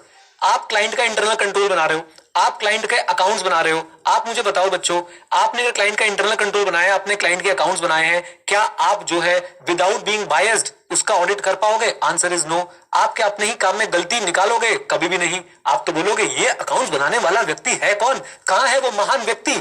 कहां है वो चार्टर्ड अकाउंटेंट? इस देश की शान आन बान कहां है? Right, I hope Varun clear हो गया। अच्छा जी, मतलब सर ऑडिटर गुस्से वाला दामाद जी, फूफा जी बना होता है क्लाइंट के लिए। ठीक है सर, अगर मैनेजमेंट किसी ऑडिटर को निकाल दे, उसकी जगह नया ऑडिटर आ जाए, तो क्या मैनेजमेंट नए ऑडिटर को पुराने वाले से बात करने से रोक सकती है? सिमरन, सीए फाइनल का क्वेश्चन है बेटा, अभी मैं इसमें जाऊंगा तो बहुत डिटेल हो जाएगी, बट जनरल आपको बता दूं कि जब कोई नया ऑडिटर आता है, प्रोफेशनल एथिक्स में लिखा है कि उसे पुराने ऑडिटर से एक बार जो है वो कम्युनिकेट करना होता है। ये हमने प्लानिंग वाले चैप्टर में बेटा पढ़ा भी हुआ है। मैं इससे ज्यादा डिटेल में अभी जाने से अपने आप को रोकूंगा। आ जाओ। हाँ, देन उसके बाद एडवोकेसी एंड फेमिलियरिटी में डिफरेंस क्या है? अरे मेरी बात सुनो भाई, एडवोकेसी में आप जो है क्लाइंट का गुणगान कर रहे हो, क्लाइंट की साइड ले रहे हो। फेमिलियरिटी में आप क्लाइंट के बहुत क्लोज आ चुके हो, बहुत ज्यादा क्लोज आ चुके हो। क्लोज आने का इशारा कैसे मिलता है? लॉन्ग एसोसिएशन से मिलता है, रिलेटिव अगर कोई दूर का रिश्तेदार है उससे मिलता है। राइट, इवन आपको एक बात बताऊं, सोचो आप किसी सीए, आप सीए फर्म में हो, आप किसी का ऑडिट करने गए और वहां का सीएफओ आपका बेस्ट फ्रेंड था एक टाइम पे। क्या बच्चों ये भी ध्यान से सुनिए, क्या ये भी एक फेमिलियरिटी थ्रेड बन सकता है? यस, बन सकता है। राइट, और ऐसे में क्या करना है मैं आपको बताऊंगा, डोंट वरी एट ऑल, मैं आपको बताऊंगा। बट एडवोकेसी और फेमिलियरिटी में ध्यान रखें, एडवोकेसी में आप क्लाइंट के गुणगान कर रहे हैं, फेमिलियरिटी में आप क्लाइंट के बहुत क्लोज आ चुके हैं, थर्ड पार्टी को बहुत ज्यादा क्लोज दिख रहे हैं। राइट, हो सकता है आप उसका गुणगान नहीं कर रहे हो, लेकिन आप 30 साल से किसी कंपनी के साथ जुड़े हुए हो, तो थर्ड पार्टी को क्या लगेगा? भैया अब तो आईओपी सैक्रिफाइस है ही है। ओके, अच्छा जी, चलिए ग्रेट, आई थिंक क्लियर है। बीच में क्वेश्चन, सर आपका एसएम कितने आर का है? छोड़ो ऑडिट क्या करना पढ़ के, एसएम के नंबर ऑफ आवर्स जान लेते हैं पहले। मेरी आपसे एक हाथ जोड़ के विनती है बच्चों, चैट को जितना रेलेवेंट रखोगे ना आप लोग, उतना आपके लिए फायदा रहेगा। है ना। तो प्लीज आई अंडरस्टैंड आपके मन में बहुत सारे क्वेश्चन होते हैं, आपको और कोई मिलता नहीं है, मैं ही मिलता हूं लाइव में, आप मेरे को रगड़ देते हो पकड़ के, यही बता यही बता यही बता यही बता। मैं बता दूंगा, लेकिन पहले जब पढ़ रहे हैं तब पढ़ाई की बात है। ओके चलो जी, ग्रेट। श्याम सुंदर सोमानी जी, मैं आपको हेल्प करता हूं, मुझे प्लीज जल्दी से एक बार टेलीग्राम कर दीजिएगा। आ जाओ जी, क्लैरिटी ऑफ टॉपिक पे पांचों थ्रेड क्लियर है, जल्दी बोल दो, कम ऑन, यस और नो, जल्दी से एक बार मुझे थम्स अप दे दो। बहुत बढ़िया, मैं फिर रिपीट कर दूं बच्चों आपके लिए सारी थ्रेड्स एक बार, चलो रिवीजन वीडियो में रिपीट करूंगा। अब चलते हैं आज के सेकंड टॉपिक पे, सेफ गार्ड टू इंडिपेंडेंस। इधर देखो बच्चों, इधर देखो प्लीज एवरीवन, थ्रेड्स आ रही है चारों तरफ से, पांचों दिशाओं से। पैसे की थ्रेड सेल्फ इंटरेस्ट थ्रेड, काम की thread self review thread, advocate की थ्रेड मतलब एडवोकेसी की थ्रेड, उसके बाद फेमिलियरिटी की थ्रेड और इंटिमिडेशन की थ्रेड। पांचों तरफ से बच्चों आपकी तरफ थ्रेड आ रही है। अब आपको क्या बोला जा रहा है, ध्यान सुनिएगा एवरीवन, बच्चों प्लीज फोकस। आपको बोला जा रहा है आई काम कीजिए, आप इन थ्रेड्स को या तो एलिमिनेट कीजिए या तो इनको मिनिमाइज कीजिए, रिड्यूस कीजिए, so that you can comply with the fundamental principles, यानी इंटीग्रिटी ऑब्जेक्टिविटी से आप लोग कंप्लाई कर पाए। इसलिए सेफ गार्ड लीजिए, ऐसे एक्शंस लीजिए जो आपके इन थ्रेड्स को क्या कर दे, रिड्यूस कर दे, इन थ्रेड्स को क्या कर दे, रिड्यूस कर दे। फॉर एग्जाम्पल, एक ऑडिट टीम ऑडिट करने गई है एक क्लाइंट का, और वहां पे बच्चों जो क्लाइंट है उसका जो टॉप मोस्ट पर्सन है वो, और ऑडिट टीम का जो ऑडिट पार्टनर है, ये आपस में बहुत ही जिगरी दोस्त थे, साथ रहे थे। आप बताइए ऐसे में बच्चों क्या इनको ये ऑडिट पार्टनर चेंज नहीं कर देना चाहिए? बिल्कुल कर देना चाहिए। और आपको पता है बड़ी फर्म्स में ऐसा होता है, जब आप लिस्टेड क्लाइंट पे जा रहे होते हैं ना, आपसे डिक्लेरेशन ली जाती है, हाँ भाई किस किस के स्टॉक है तुम्हारे पास बता दो, कहीं इस कंपनी के स्टॉक तो लेके नहीं बैठे हो तुम लोग, अगर बैठे हो तो आप इस ऑडिट में हमारे साथ नहीं जा सकते हो। Is that clear? बोलिए हाँ के ना, कम ऑन बोल दो। तो याद रखें बच्चों इस बात को, सेफ गार्ड्स वो एक्शंस हैं जो थ्रेड्स को क्या करते हैं, कम ऑन, थ्रेड्स को क्या करते हैं, एवरीवन क्या करते हैं, थ्रेड्स को रिड्यूस करने में हेल्प करते हैं। और खुशी की बात यह है कि इंटरमीडिएट लेवल पे आपको सिर्फ थ्रेड्स पढ़ाई गई हैं, सेफ गार्ड्स नहीं पढ़ाए गए हैं। नहीं तो बच्चों हर थ्रेड के लिए अलग से सेफ गार्ड्स बने हुए हैं। आईसीए ने जो कोड ऑफ एथिक निकाला है वहां पे थ्रेड्स लिखी हैं, और थ्रेड के आगे बच्चों क्या लिखे हैं, सेफ गार्ड्स लिखे हैं कि कैसे जो है आप इस थ्रेड को जो है रिड्यूस कर सकते हैं। Is that clear? बट हमारे केस में, हमारे कोर्स में बच्चों वो सेफ गार्ड नहीं है। हमें सिर्फ और सिर्फ क्या पढ़नी है, कमांड टेल में जल्दी बोलिए, सिर्फ और सिर्फ क्या पढ़नी है, गीतिका ध्यान दो, सिर्फ और सिर्फ क्या पढ़नी है, हमें सिर्फ और सिर्फ थ्रेड्स पढ़नी है, और सेफ गार्ड का एक बेसिक आइडिया लेना है। हमें एक प्रिंसिपल बनाना पड़ेगा कि हम लोग जब थ्रेट आए तो हमें क्या करना है। सेफ गार्ड का बच्चों मतलब मेरे साथ एक्शंस, मेरे साथ बच्चों सेफ गार्ड क्या है, एक्शंस इंडिविजुअली और इन कॉम्बिनेशन जो प्रोफेशनल अकाउंटेंट लेता है ताकि वो रिड्यूस कर पाए थ्रेट को और कंप्लाई कर पाए फंडामेंटल प्रिंसिपल से। मेरे साथ what do you mean by safeguard? Safeguards are actions जो प्रोफेशनल अकाउंटेंट लेता है ताकि वो रिड्यूस कर पाए, कम ऑन, क्या कर पाए, रिड्यूस कर पाए। किसको रिड्यूस कर पाए बच्चों, जल्दी बोल दो, थ्रेट्स को। और कंप्लाई कर पाए, किससे कंप्लाई कर पाए, जल्दी बोल दो, कम ऑन टेल मी, जल्दी बोलो, बोल दो, कंप्लाई कर पाए वो फंडामेंटल प्रिंसिपल से। लेकिन let me tell you, safeguards are not in our course. Safeguards क्या होते हैं आपको पता होना चाहिए, लेकिन सेफ गार्ड्स, पूरे सेफ गार्ड हर थ्रेड के लिए जो है वो हमारे कोर्स का पार्ट नहीं है। आइए जरा अब एक बात देखते हैं। आपको बच्चों क्या बताया गया है, कुछ गाइडिंग प्रिंसिपल्स बनाए गए हैं, और ये आपके कोर्स का पार्ट है। बार बार लगातार आपके कोर्स में आपसे पूछे जाते रहते हैं कि what are the guiding principles to be applied. Guiding principles कौन से हैं जो अप्लाई करने चाहिए जब आपको क्या मिले, थ्रेड्स मिले। गाइडिंग प्रिंसिपल्स कौन से हैं जो आपको अप्लाई करने चाहिए जब आपको क्या मिले, थ्रेड्स मिले। फ्री के मार्क्स से बच्चों, फ्री के मार्क्स से आप इसे पढ़ के देखेंगे, हंसेंगे, इसमें कुछ कंटेंट है ही नहीं। बेसिक इंग्लिश में 4 बातें लिखी हुई हैं। आइए पहला पॉइंट पढ़ते हैं, इधर देखो, इधर देखो बच्चों, आ जाओ जी। पहले भूमिका बनाएंगे। कहते हैं अगर आप चाहते हैं कि पब्लिक का कॉन्फिडेंस बना रहे क्वालिटी ऑफ ऑडिट में, तो ये एसेंशियल है ऑडिटर के लिए कि भाई साहब वो हमेशा इंडिपेंडेंट दिखे। ये तो मैं पहले ही बता था। अगर आप चाहते हैं पब्लिक का कॉन्फिडेंस बना रहे, कम ऑन, अगर आप चाहते हैं पब्लिक का कॉन्फिडेंस बना रहे क्वालिटी ऑफ ऑडिट पे, तो याद रखें ऑडिटर को हमेशा कैसा दिखना चाहिए। एवरीवन टेल मी कैसा दिखना चाहिए, जल्दी बोल दो। The auditor should always appear to be independent. Easy easy easy easy. दूसरा, इसके लिए कोई भी काम लेने से पहले ऑडिटर को कॉन्शियसली क्या करना चाहिए, कंसिडर करना चाहिए कि भाई यहां पे कोई थ्रेट तो नहीं है मेरी इंडिपेंडेंस को। ऐसे ही बात करनी है 5 पॉइंट में, सिर्फ नॉर्मल बातचीत। क्या आप चाहते हैं कि पब्लिक का जो है ट्रस्ट बना रहे ऑडिटिंग में? हाँ। तो आपको क्या करना है, आपको बच्चों एक काम करना है, you should always appear to be independent of entities you are auditing. Done. दूसरी बात, इसके लिए कोई भी काम एक्सेप्ट करने से पहले कॉन्शियसली सोचो बैठ के कि भाई कोई थ्रेट तो नहीं है आपकी इंडिपेंडेंस को। Is that clear? बोलो हाँ के ना। अच्छा जी, तीसरी बात बच्चों, अगर थ्रेट एग्जिस्ट करती है तो क्या करोगे? नहीं करती तो वेरी गुड ना, नहीं करती तो वेरी गुड। अगर थ्रेट एग्जिस्ट करती है तो नंबर 1, यू शुड ईदर, ये है बच्चों main masala, you should either desist from the task, या तो आप वो काम लो ही मत। Desist from the task, desist from the task, या तो आप वो काम लो ही मत। अगर थ्रेट एग्जिस्ट करती है, आपके पास एक कंपनी का ऑडिट आया है और आपकी वाइफ जो है उस कंपनी वाइज टॉप पोजीशन पे है, What as a professional accountant you should do? Sir, ताकि पब्लिक का ऑडिट की क्वालिटी पे विश्वास बना रहे, you should always appear independent. Come on, yes or no? You should consciously check कि कोई थ्रेट तो नहीं है इंडिपेंडेंस को, और कोई थ्रेट है तो rule number 1, desist from the work. And अगर desist नहीं कर सकते, छोड़ नहीं सकते, तो take actions to eliminate the threat or place safeguards to reduce the threat. Is that clear? बोलो हाँ के ना। या तो काम मत लो, या थ्रेट को खत्म कर दो, या भैया थ्रेट को कम से कम रिड्यूस करने की तो क्या कर सकते हो, कोशिश कर सकते हो, हाँ कि ना। 3 बातें। बातचीत है बच्चों, बातचीत, सिर्फ बातचीत है। आप जो हो ऑडिटर हो, आप चाहते हो पब्लिक का कॉन्फिडेंस क्वालिटी ऑफ ऑडिट में बने रहे, इसलिए you should always appear to be, come on word बोलो, you should always appear to be, Anubhuti बोलो, देख रहा हूं मैं, you should always appear to be independent. And इसके लिए बच्चों आपको हमेशा क्या करना है, कॉन्शियसली बैठ के थ्रेट्स को देखना है काम एक्सेप्ट करते समय। अगर थ्रेट नहीं है, वेरी गुड। अगर थ्रेट है, rule number 1, desist the work. Rule number 2, eliminate. Rule number 3, try to reduce the threat by using the safeguards. Safeguards बच्चों कुछ नहीं है, एक ही एग्जांपल याद रखो। अगर आपका कोई जानकार जो है टॉप पोजीशन में बैठा है कंपनी में, तो आप ऑडिट टीम में मत बनो रहो, आप ऑडिट टीम छोड़ दो, कोई और ऑडिट टीम को लीड कर सकता है। कम ऑन, यस और नो, बोल दो हाँ के ना। अगर आप किसी कंपनी के ऑडिटर हैं और अचानक से आपको कहीं भाई साहब किसी रिश्तेदार से कुछ शेयर्स मिल जाए उस कंपनी के, तो भैया शेयर्स को बेच दो तुरंत।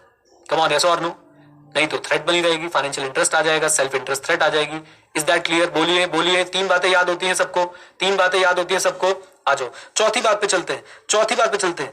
All such safeguard measures need to be recorded in a form that can serve as evidence of compliance with due process. कितनी सही बात लिखी है। आपने जो भी सेफगार्ड लिया, कल को आपने अगर किसी टीम मेंबर को रिप्लेस किया इस डर से, क्योंकि अगर ये टीम मेंबर रहेगा तो भाई साहब फेमिलियरिटी थ्रेट रहेगी, या ये टीम मेंबर रहेगा तो हो सकता है सेल्फ रिव्यू थ्रेट रहे। अगर आपने कोई ऐसा एक्शन लिया है, whether you should document it or not, tell me yes और no, this is yes, this is no, tell me yes और no, whether you should document it or not. Come on, yes, you should document it. Why? Because it will become an evidence that you have complied with the due process. And last but not the least, if auditor is unable to fully implement credible and adequate safeguard, then भैया अब उसको वो काम accept ही नहीं करना चाहिए। हाँ जी, उसको वो काम एक्सेप्ट ही नहीं करना चाहिए। सीधा क्वेश्चन आएगा, सेफगार्ड्स बताओ आप क्या लोगे, सेफगार्ड्स बताओ आप क्या लोगे इंडिपेंडेंस को बचाने के लिए। हम सीधा आंसर लिखेंगे, इधर देखिए। सेफगार्ड्स क्या है? एक्शंस हैं। कम ऑन, सेफगार्ड क्या है? एक्शन है जो प्रोफेशनल अकाउंटेंट लेता है थ्रेट्स को रिड्यूस करने के लिए, सो दैट वो कंप्लाई कर पाए फंडामेंटल प्रिंसिपल से। फिर से कीवर्ड मार्क कर रहा हूं, एक्शंस है जो प्रोफेशनल अकाउंटेंट लेता है थ्रेट्स को रिड्यूस करने के लिए और कंप्लाई करने के लिए फंडामेंटल प्रिंसिपल से। सेफगार्ड्स होते क्या है हमारे कोर्स में नहीं बताया है, मतलब उनकी डिटेल नहीं दी है आपको बच्चों, फिर भी गाइडिंग प्रिंसिपल्स दे दिए हैं जो आपको अप्लाई करने होते हैं। कम ऑन, गाइडिंग प्रिंसिपल्स दे दिए जो आपको अप्लाई करने होते हैं। गाइडिंग प्रिंसिपल की भूमिका, हम चाहते हैं पब्लिक का कॉन्फिडेंस क्वालिटी ऑफ ऑडिट में बना रहे, इसलिए auditor should appear independent of the entities they are auditing. Is that clear? And because of this auditor को कॉन्शियसली बैठ के क्या करना है, कंसिडर करना है कि भाई जो काम मैं एक्सेप्ट कर रहा हूं उसमें कोई थ्रेट तो नहीं है, और अगर थ्रेट्स हैं, 1, desist the work, 2, eliminate the threat, 3, reduce the threat by using safeguards. Is that clear?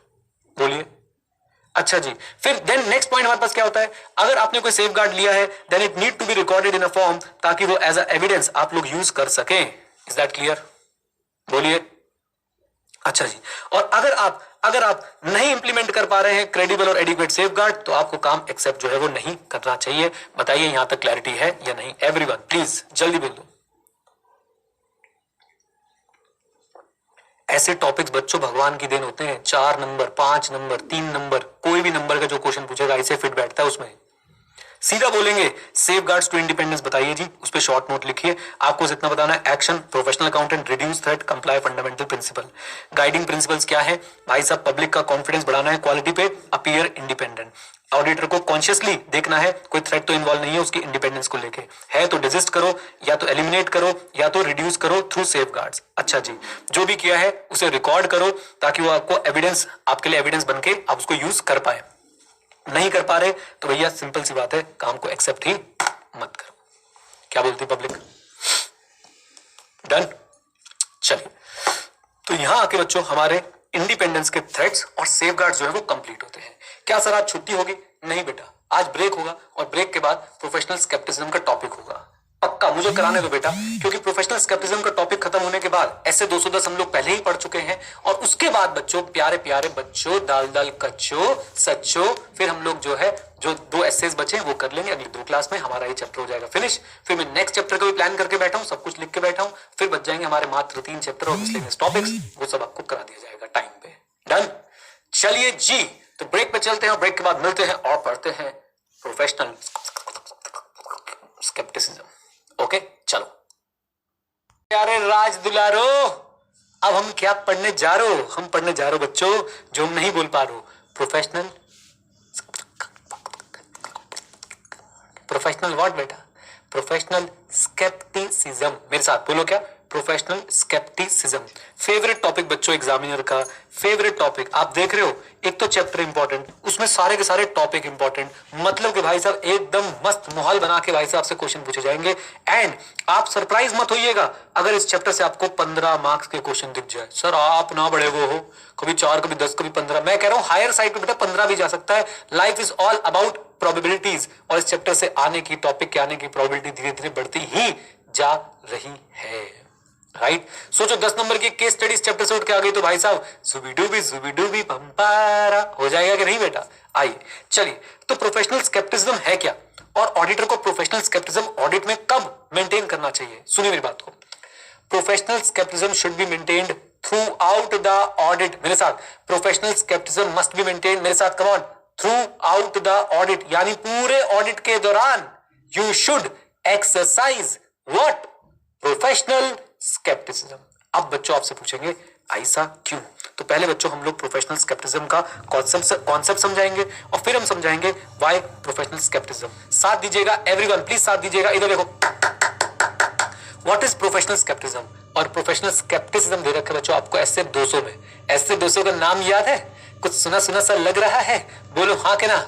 ऐसे 200 उइया बोलेगा नहीं ना जो एक तो ना क्लास के साथ खाना छोड़ दो बेटा, आप पानी पिया करो, मैंने आपको पहले बोला, आप खाते रहोगे अब मुंह में चले बता, इसलिए सिर्फ और सिर्फ सुना करो। देखो बोलते बोलते भी सानू नलायक दुष्ट पापी, मैं मना कर रहा हूँ, बोल कभी खाया मतलब देखते देखते खा लिया इसने, खा लो भाई जल्दी खा लो, इससे पहले मना कर जल्दी खा लो नलायक।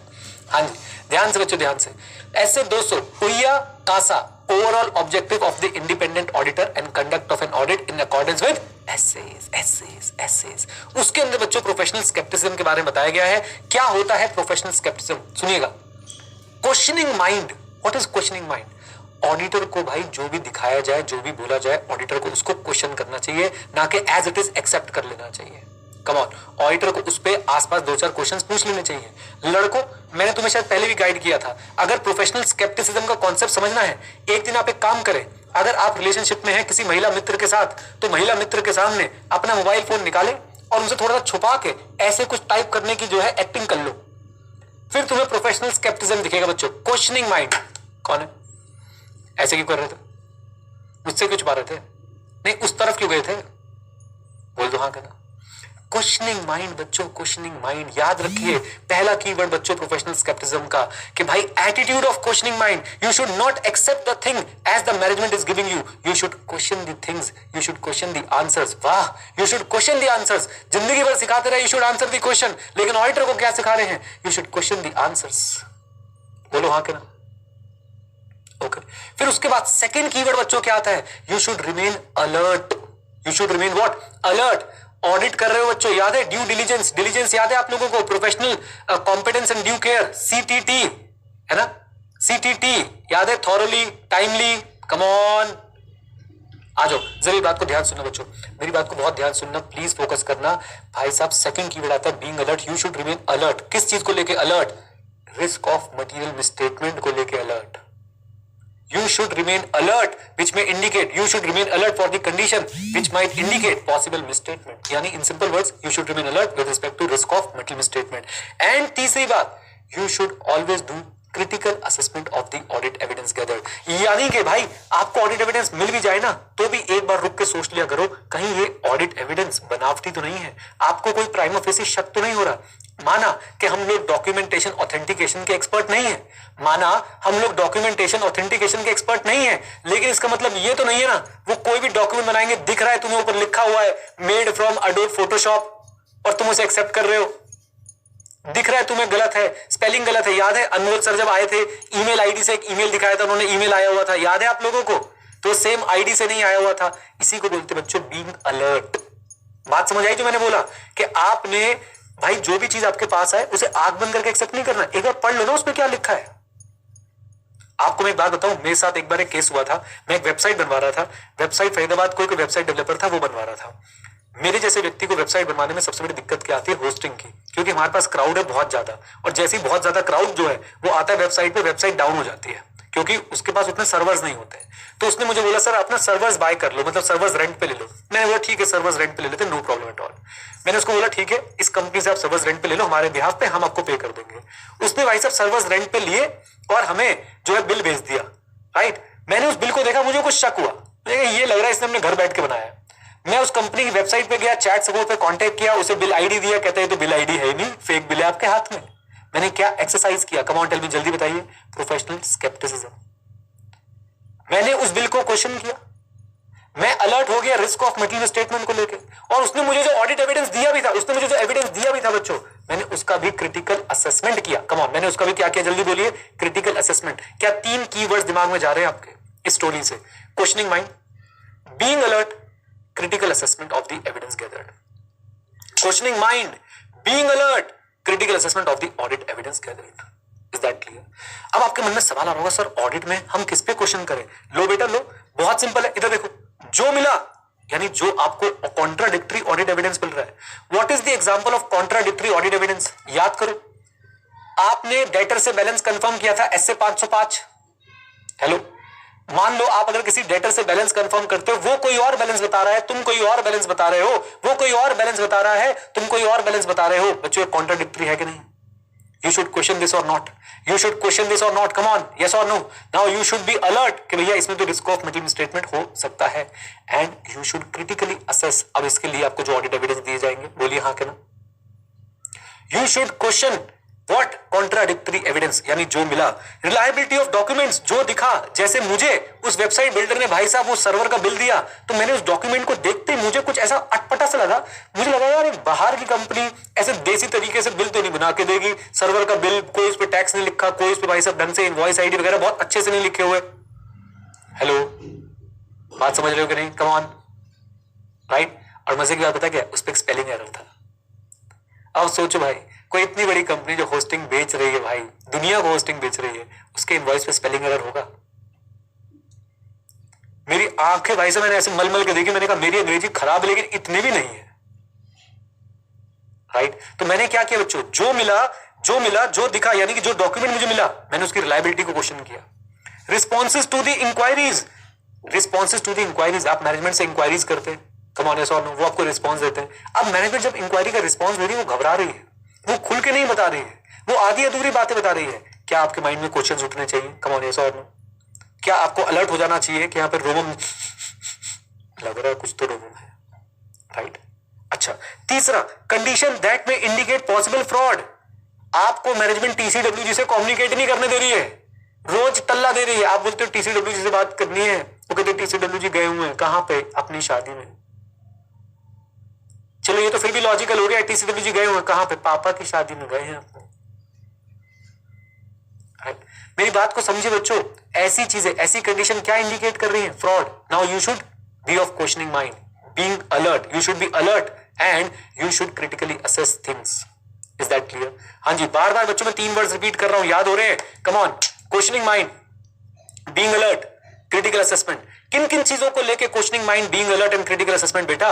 नंबर 1 जो मिला कॉन्ट्राडिक्टरी ऑडिट एविडेंस, जो दिखा डॉक्यूमेंट्स, जो कहा responses to the inquiry, and जो हुआ कंडीशंस इंडिकेटिंग फ्रॉड। हाँ जी, कंडीशंस इंडिकेटिंग फ्रॉड, और जो होने वाला है सर्कमस्टांसेस, ऐसे सर्कमस्टांसेस जो आपको सजेस्ट कर रहे हैं that you should perform additional audit procedure. यानी जो एसए ने बोला था वो तो आपने कर लिया, but you are not happy and आपको लग रहा है कि यार अभी भी वो एविडेंस नहीं मिल पाया, अभी मुझे सफिशिएंट और एप्रोप्रिएट ऑडिट एविडेंस नहीं मिल पाया है, I should perform additional procedures as well. इधर देखिए, आपने डेटर से बैलेंस भी कंफर्म कर लिया, तब भी आपको दाल में कुछ काला लग रहा है। There are conditions because of which you are feeling a need to apply additional audit procedure. Additional से मेरा मतलब है in addition to the procedures which were prescribed in the standards. आपको लग रहा है कि अभी भी मैं सेटिस्फाइड नहीं हूं, कंफर्ट नहीं आ पा रहा मेरा, वो कॉन्फिडेंस नहीं आ पा रहा मेरा कि डेटर का बैलेंस सही है। Is that clear? तो ऐसी कंडीशन को, ऐसे सर्कमस्टांसेस को लेके आपको अलर्ट रहना चाहिए कि नहीं? Come on tell me, yes और नो। एक बार फिर से बच्चों पूरा कॉन्सेप्ट आपके दिमाग में उतार दूंगा एज इट इज, 2 मिनट में हम उसको रिवाइज भी कर लेंगे। प्रोफेशनल स्केप्टिसिज्म, उया कासा, auditor should exercise professional scepticism throughout the audit. Now what do you mean by professional scepticism? Attitude of questioning mind, being alert for condition indicating misstatement and critical assessment of the audit evidence gathered। Examples देना शुरू करता हूं। जो मिला, जो दिखा, जो कहा, जो हुआ, जो होने वाला है। जो मिला कॉन्ट्राडिक्टरी ऑडिट एविडेंस, जो दिखा डॉक्यूमेंट्स, जो कहा रिस्पॉन्सेज टू द इंक्वायरीज, जो हुआ कंडीशंस इंडिकेटिंग फ्रॉड, जो होने वाला है circumstances that are suggesting the need for additional audit procedure in addition to the required by the standards. क्या बोलती पब्लिक? सेट है मामला? जल्दी बोलिए। अच्छा जी, अब बच्चों इसके आगे का क्वेश्चन बनता है, इधर देखिए जरा, इधर देखिए प्लीज, ये लाइन आप लोग स्किप कर सकते हैं। Why professional scepticism? ये क्वेश्चन इतनी बार पूछा है आईसीआई ने, प्यारा प्यारा क्वेश्चन है बच्चों। Why professional scepticism? मैं आपको दूंगा इसके 5 कारण। Why you should exercise professional scepticism. इधर देखो बच्चों, शायद मैंने इसके लिए कुछ लिखा भी था क्या? रब ना कर दिया मैंने, हो गया रब हो गया। हाँ जी, व्हाई प्रोफेशनल स्केप्टिसिज्म, मैं आपको बताता हूं बच्चों, इधर देखिएगा प्लीज। 5 बातें। नंबर 1, ओवरलुक ना कर जाओ। क्या करना, क्या ना कर जाओ? ओवरलुक ना कर जाओ। अभी आगे बताऊंगा, पहले रिदम बना लो, रिदम बना लो। ओवरलुक ना कर जाओ, ओवर जनरलाइज ना कर जाओ, इनएप्रोप्रिएट अजम्पशंस ना ले लो। 3 बातें। ओवरलुक ना कर जाओ, ओवर जनरलाइज ना कर जाओ, इनएप्रोप्रिएट अजम्पशंस ना ले लो। अभी समझाया नहीं है बच्चों, पहले रिदम बनवा रहा हूं, राइट? हाँ जी, मेरे साथ। आपको बच्चों रिस्क नजर आते हैं ऑडिट के अंदर। कैसे रिस्क नजर आते हैं? इधर देखिएगा जरा, इधर देखिएगा। ओवरलुकिंग के रिस्क, ओवर जनरलाइजिंग के रिस्क, इनएप्रोप्रिएट अजम्पशंस के रिस्क। मैं अभी समझा नहीं रहा हूं, अभी समझा नहीं रहा हूं, अभी पढ़ाऊंगा। मैनेजमेंट के आईसी को ओवरराइड करने का रिस्क, इस बात को समझिएगा, ये पहले समझाऊंगा। मैनेजमेंट के आईसी को ओवरराइड करने का रिस्क मतलब क्या? मैनेजमेंट इंटरनल कंट्रोल पे कब्जा कर सकती है, इंटरनल कंट्रोल को ओवरराइड कर सकती है। यस, आईसी की इनहेरेंट लिमिटेशंस बच्चों जब हम लोग पढ़ते थे तो हम लोग यही तो पढ़ते थे कि आईसी की one of the inherent limitation ये है कि रक्षक ही भक्षक बन जाए, यानी मैनेजमेंट ओवरराइड कर सकता है। कम ऑन, यस और नो? फिर से 4 बातें रिपीट करूंगा। ओवरलुक ना कर जाओ, ओवर जनरलाइज ना कर जाओ, इनएप्रोप्रिएट अजम्पशन ना ले लो। मैनेजमेंट का मैनेजमेंट ओवरराइड कर सकती है आईसी को। मैनेजमेंट क्या कर सकती है? ओवरराइड कर सकती है आईसी को। और ऑडिट के प्रोसीजर्स एरर को तो आसानी से ढूंढ लेते हैं, फ्रॉड को नहीं ढूंढ पाते हैं। इसलिए you should remain alert, you should exercise professional scepticism. अभी 3 पॉइंट समझाए नहीं है बच्चों, 5 पॉइंट है टोटल। 2 समझाऊंगा, 3 बाद में आके लेके आऊंगा मेरे साथ। 5 पॉइंट क्या क्या है? Why professional scepticism? ओवरलुक के रिस्क को कम करना है, ओवर जनरलाइजेशन के रिस्क को कम करना है, इनएप्रोप्रिएट अजम्पशन के रिस्क को कम करना है, मैनेजमेंट आईसी को ओवरराइड कर सकती है, इसलिए मुझे प्रोफेशनल स्केप्टिसिज्म एक्सरसाइज करना है। और आखिरी बात बच्चों, आखिरी बात यह है कि भाई साहब हो सकता है कि आपके ऑडिट प्रोसीजर एरर्स के लिए बने हैं, फ्रॉड के लिए नहीं बने हैं, इसलिए यू शुड रिमेन अलर्ट। 5 बातें याद होती है, अभी 3 समझाता हूं। Overlook, overgeneralise, inappropriate assumption, management में override the IC and management में override the IC and audit procedure error के लिए बने हैं, फ्रॉड के लिए नहीं, इसलिए वी शुड रिमेन अलर्ट। अब सुनिए, overlook, over generalization please. Overlook करना मतलब क्या होता है?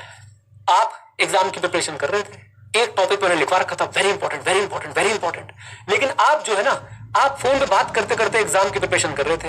यहां पे आपकी मैडम से बात हो रही है, सामने आपने मेरी बुक खोल रखी है और इंपॉर्टेंट वाला टॉपिक क्या हो गया?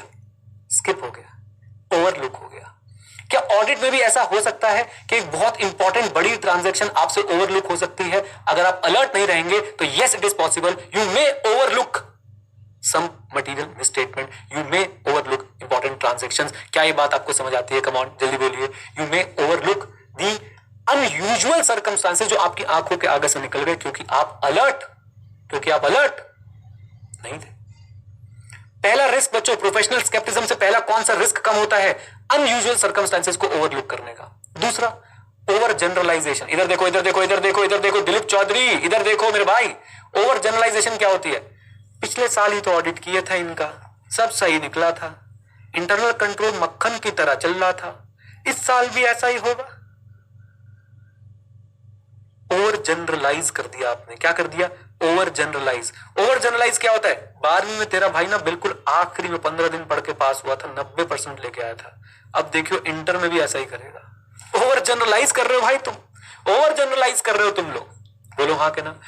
लाइफ का एग्जाम्पल भी समझ आ रहा है ना बेटा, लाइफ में कैसे ओवर जनरलाइजेशन होता है ना. तो ओवरलुक, ओवर जनरलाइज. और तीसरा इधर देखो, आप जब NET of audit procedure set कर रहे थे, दुनिया गोल है बच्चों. NET of audit procedure, nature, extent and timing of audit procedure. याद दिलाऊं, कंप्लायंस करना है या सब्सटैंटिव करना है, ज्यादा सैंपल बड़ा लेना है या छोटा लेना है. टाइमिंग बच्चों, timing, NET timing, interim plus year and करना है या कॉम्प्रिहेंसिव ईयर एंड करना है. याद है जब आप NET of audit procedure set कर रहे थे, आपने अजम्पशन गलत ले ली. अजम्पशन गलत होने के चांसेस क्या होते हैं? आपने रोमम गलत असेस कर लिया. अगर रोमम गलत असेस कर लिया तो रिस्पॉन्स भी तो गलत जाएंगे. क्या बोलती पब्लिक? अगर रोमम गलत असेस कर लिया तो रिस्पॉन्स भी तो गलत हो सकता है. क्या बोलती पब्लिक? Come on. यस, है ना. तो ये है बच्चों रिस्क. बाकी दो तो मैंने समझाई दिए थे, याद करिए अब मेरे साथ. Why professional scepticism? 5 बातें बोलेगी public. Number 1, overlook unusual circumstances. हम इनके रिस्क को कम करना चाहते हैं, रिस्क ऑफ ओवरलुक को कम करना चाहते हैं, ओवर जनरलाइजिंग के रिस्क को कम करना चाहते हैं, inappropriate assumptions while deciding NET of audit procedure के रिस्क को कम करना चाहते हैं. मैनेजमेंट ओवरराइड कर सकती है आईसी को, हम लोग उसे कैच करना चाहते हैं. और साथ साथ में हमारे प्रोसीजर्स एरर्स को तो आसानी से पकड़ लेते हैं, फ्रॉड को नहीं पकड़ते. इसलिए बच्चों हम लोग अलर्ट रहते हैं थ्रू आउट द ऑडिट. क्या बोलती पब्लिक? क्या ये 5 बातें याद होती हैं? Why professional scepticism? Come on बोलिए एवरीवन. आ जाओ. चैट खोल दी तुम्हारे लिए. आज तो तुम ऐसे फील कर रहे हो ना, छोड़ दो मैं छोड़ के नहीं रहा. मैं आज ऐसे ही पढ़ाऊंगा मैं तुम लोगों को. क्लैरिटी है यहां तक? जल्दी बोलिए, लिख पाएंगे? आ जाओ बच्चों, आ जाओ. एक बार आपकी आत्मा की शांति के लिए मैं सारे पॉइंटर्स दोबारा रिपीट करता हूं. इधर देखिए. Overlooking the unusual circumstances, over generalizing when drawing conclusion. उसके बाद क्या था? Using inappropriate assumption in determining NET of audit procedures. And management में ओवरराइड द कंट्रोल. इस बात का पोटेंशियल, इस बात के चांसेस है. और साथ में आपको यह भी पता है कि भाई ऑडिट प्रोसीजर एरर के लिए बने हैं, फ्रॉड के लिए नहीं बने हैं. ये वो 5 कोर रीजन है जिसकी वजह से auditor should exercise professional scepticism throughout the audit. Auditor should exercise professional scepticism throughout the audit. Override का मतलब क्या होता है? ओवरराइड का मतलब होता है बेटा कहीं वो उसको दबा ना दे, आईसी को दबा ना दे, आईसी बनाया हुआ है उस रूल को तोड़ ना दे. ओवरराइड. ओके, आ जाओ. आखिरी पॉइंट बच्चों, बहुत ही इंटरेस्टिंग पॉइंट है. प्रोफेशनल स्केप्टिसिज्म का टॉपिक खत्म. इसके बाद बच्चों हम लोग चलेंगे क्वेश्चंस की दुनिया में. क्वेश्चंस करेंगे इस चैप्टर के और एंजॉय करेंगे. और जो बच्चा क्वेश्चंस के टाइम पे क्लास छोड़ के जाएगा बहुत पछताएगा. ओके, आ जाओ बेटा, आ जाओ. The auditor can not be expected to disregard past experience of honesty and integrity of entities management. क्या बढ़िया बात लिखी बच्चों. इधर देखो प्लीज. आप एक क्लाइंट के ऑडिटर हो, पिछले 10 साल से आप उसका ऑडिट कर रहे हो. कर सकते हो, रोटेशन कुछ कंपनी पे एप्लीकेबल होती है, सब पे नहीं होती है. और आपकी नजरों में उसकी इमेज कैसी है? राम जी जैसी है कि ओहो कितना शरीफ क्लाइंट है, इसने जिंदगी में कभी कोई घपला नहीं किया है. क्या बच्चों प्रोफेशनल स्केप्टिसिज्म आपको उसकी ऑनेस्टी और इंटीग्रिटी को, मैं दोबारा रिपीट करता हूं, क्या प्रोफेशनल स्केप्टिसिज्म का कॉन्सेप्ट आपको आपके क्लाइंट की जो पास्ट ऑनेस्टी और इंटीग्रिटी है उसे डिसरिगार्ड करने को कह रहा है? नहीं भाई, हम उसको पूरा रिगार्ड देंगे. हम आपकी ऑनेस्टी को पूरी इज्जत देंगे, पूरा रिगार्ड देंगे. बट याद रखिएगा, हमेशा याद रखिएगा कि भाई मैनेजमेंट की इंटीग्रिटी, मैनेजमेंट का पास्ट ऑनेस्टी ऑडिटर को रिलीव नहीं करता है कि तुम प्रोफेशनल स्केप्टिसिज्म एक्सरसाइज मत करना. क्या ऑडिटर ये बोल सकता है भाई मैनेजमेंट 10 साल से देख रहा हूं मैं, इतने अवार्ड मिले इनको, इतने भाई साहब रिकग्निशन मिले हैं, मोदी जी ने फॉलो कर रखा था इनको ट्विटर पे, मुझे लगता था बहुत ऑनेस्ट होंगे और इसलिए मैं प्रोफेशनल स्केप्टिसिज्म एक्सरसाइज नहीं कर रहा था. क्या ऑडिटर का बच्चों आपको ये तर्क, ये रीजन सही लग रहा है for not exercising the professional scepticism? अगर मुझे कोई बच्चा ये रीजन दे तो मैं क्या बोलूंगा, पैसा बर्बाद, है ना बेटा। तो याद रखें कि भाई मैनेजमेंट की पास्ट इंटीग्रिटी, मैनेजमेंट की ऑनेस्टी को हम डिसरिगार्ड नहीं कर रहे, बट मैनेजमेंट की पास्ट इंटीग्रिटी, मैनेजमेंट की ऑनेस्टी आप लोगों को रिलीव नहीं करेगी from exercising, from maintaining the professional scepticism. आप ये नहीं कह सकते, आप ये नहीं कह सकते अरे मैनेजमेंट जो है ना बहुत ही शरीफ है, तो हम सोच रहे हैं कि less than persuasive audit evidence obtain कर ले। Less than persuasive, less than persuasive नहीं भैया, पहले ही परसुएसिव होते हैं, अब आप लेस देन परसुएसिव जा रहे हो। अब जिसको परसुएसिव और परवेसिव बीच के बीच वर्ड के बीच में मतलब नहीं पता, परसुएसिव और परवेसिव, किचन में जाओ, तवा उठाओ, उल्टा करो, हाथ मलो, गालों में लगाओ और घूमो बेटा गलियों में। चैप्टर 1 में पढ़ाया था, परवेसिव इंपैक्ट ऑफ मिसस्टेटमेंट बताता है, परसुएसिव, परसुएसिव जैसे हम रीजनेबल एश्योरेंस की बात करते हैं वैसा ही मतलब होता है परसुएसिव का। ऑडिट एविडेंस बच्चों परसुएसिव होता है, कॉन्क्लूसिव नहीं होता है। ठीक है, ठीक है, बोल दो। आओ आओ बच्चों आओ, जरा लीची वाली चीज को दोबारा से रिवाइज करते हैं। क्या हम मैनेजमेंट की पास्ट इंटीग्रिटी और ऑनेस्ट बिहेवियर को डिसरिगार्ड कर रहे हैं? नो। लेकिन क्या मैनेजमेंट की पास्ट इंटीग्रिटी और ऑनेस्ट बिहेवियर आपको रिलीव करता है from maintaining professional scepticism? No, हमने तो प्रोफेशनल स्केप्टिसिज्म मेंटेन करना ही है। क्या आप ये बोल सकते हो क्योंकि मैनेजमेंट पास्ट में बहुत ऑनेस्ट, बहुत इंटीग्रिटी वाली रही है तो मैं इस बार प्रोफेशनल स्केप्टिसिज्म स्किप कर रहा हूं? Answer is no. क्या आप ये बोल सकते हो क्योंकि मैनेजमेंट बहुत ऑनेस्ट रही है तो मैं इस बार एविडेंस जो है वो लेस देन परसुएसिव ले लूं? नहीं। Is that clear? बोलिए। खत्म बच्चों प्रोफेशनल स्केप्टिसिज्म का टॉपिक। देखिए दम लगता है इन टॉपिक्स को पढ़ाने में। आपने अगर पहले कहीं ऑडिट पढ़ा था या खुद से पढ़ा था, आप इस टॉपिक को कैसे पढ़ के गए थे और आज आपको कैसे पढ़ाया गया। और याद रखिए पढ़ाया ही नहीं गया, एक स्ट्रक्चर्ड फॉर्म में आपको याद भी करा दिया गया। 3 parts. Part number 1, what is professional scepticism? Attitude of questioning mind, being alert for the condition indicating fraud and critical assessment of the audit evidence gathered. Part number 2, किस किस चीज को बेटा हमने ये सब चीजें लगानी है? जो मिला, जो दिखा, जो कहा, जो हुआ, जो होने वाला है। जो मिला कॉन्ट्राडिक्टरी ऑडिट एविडेंस, जो दिखा आपको जो डॉक्यूमेंट दिए गए, जो कहा रिस्पॉन्सेज टू द इंक्वायरी, जो हुआ कंडीशन इंडिकेटिंग फ्रॉड, जो होने वाला है circumstances requiring additional audit procedure in addition to the required by the standards. Part number 2 हमारा कंप्लीट होता है। पार्ट नंबर 3 पे आते हैं बच्चों। पार्ट नंबर 3 पे why professional scepticism, 5 reasons. Risk of over looking the unusual circumstances को कम करना है। रिस्क ऑफ ओवर जनरलाइजिंग को हमने कम करना है। Risk of inappropriate assumption while deciding any ET of audit procedure को हमने कम करना है। और साथ में मैनेजमेंट में ओवरराइड द इंटरनल कंट्रोल हमें कंसीडर करना है। And we need to consider that our procedures are good enough for detecting errors but not good enough for detecting frauds and we should remain alert. The last part, management की past integrity और honesty को consider करेंगे, disregard नहीं करेंगे, but उसकी छत्र छाया में हम लोग प्रोफेशनल स्केप्टिसिज्म की रिक्वायरमेंट्स रिलीफ नहीं लेंगे। Is that clear? हम लोग less than persuasive audit evidence obtain नहीं करेंगे। क्या बोलती पब्लिक? कम ऑन, यस और नो। और लास्ट में जाते जाते एक लाइन कि प्रोफेशनल स्केप्टिसिज्म ये भी इंश्योर कराता है that you have obtained sufficient and appropriate audit evidence. क्या बोलती पब्लिक? कॉन्फिडेंस बताएं इस टॉपिक के ऊपर बढ़िया है कि नहीं? एक सांस में 2 मिनट में पूरा टॉपिक बोल सकते हैं आप लोग। इजी पीजी लेमन स्क्वीजी, जल्दी बोल दो। आ जाओ जी, आ जाओ मेरे साथ बच्चों, मेरे साथ। ये हो गया हमारा प्रोफेशनल स्केप्टिसिज्म का टॉपिक यहां पे आके कंप्लीट। ओके ओके, चलिए जी। अब हम लोग क्या करेंगे? कोई जाएगा नहीं, पहले बता रहा हूं, कसमें हैं तुम बेटा उनकी जिनको तुम सबसे ज्यादा चाहते हो। रुक जाओ, आओ फिनिश करते हैं इसको और चलते हैं क्वेश्चन के डिस्कशन पे। एकत्रित हुए हैं कुछ क्वेश्चंस करने के लिए। हम लोग सबसे पहले बच्चों कौन से क्वेश्चन करेंगे? हम लोग सबसे पहले क्वेश्चंस करेंगे थ्रेट टू इंडिपेंडेंस वाले। जरा साथ दीजिएगा, आपके पास भी एक क्वेश्चन बैंक होगा, नहीं है तो यहां से पढ़ लीजिए। A chartered accountant receives about 40% of his total fee from a single client। बच्चों 40% of the total fee from the single client। क्या लग रहा है? क्या लग रहा है? क्या फाइनेंशियल इंटरेस्ट दिख रहा है आपको? बिल्कुल। और जब मेरा पैसा लगा हुआ होता है तो बच्चों कौन सा थ्रेट होता है? Self interest threat. मेरा पैसा, self interest threat.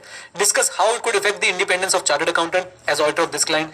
What are such type of threat referred to as. बहुत ही बढ़िया क्वेश्चन बच्चों, ऐसे क्वेश्चन आपको एग्जाम में दिखेंगे। Undue dependence on fees of the client constitute a threat as there is a fear of losing the client।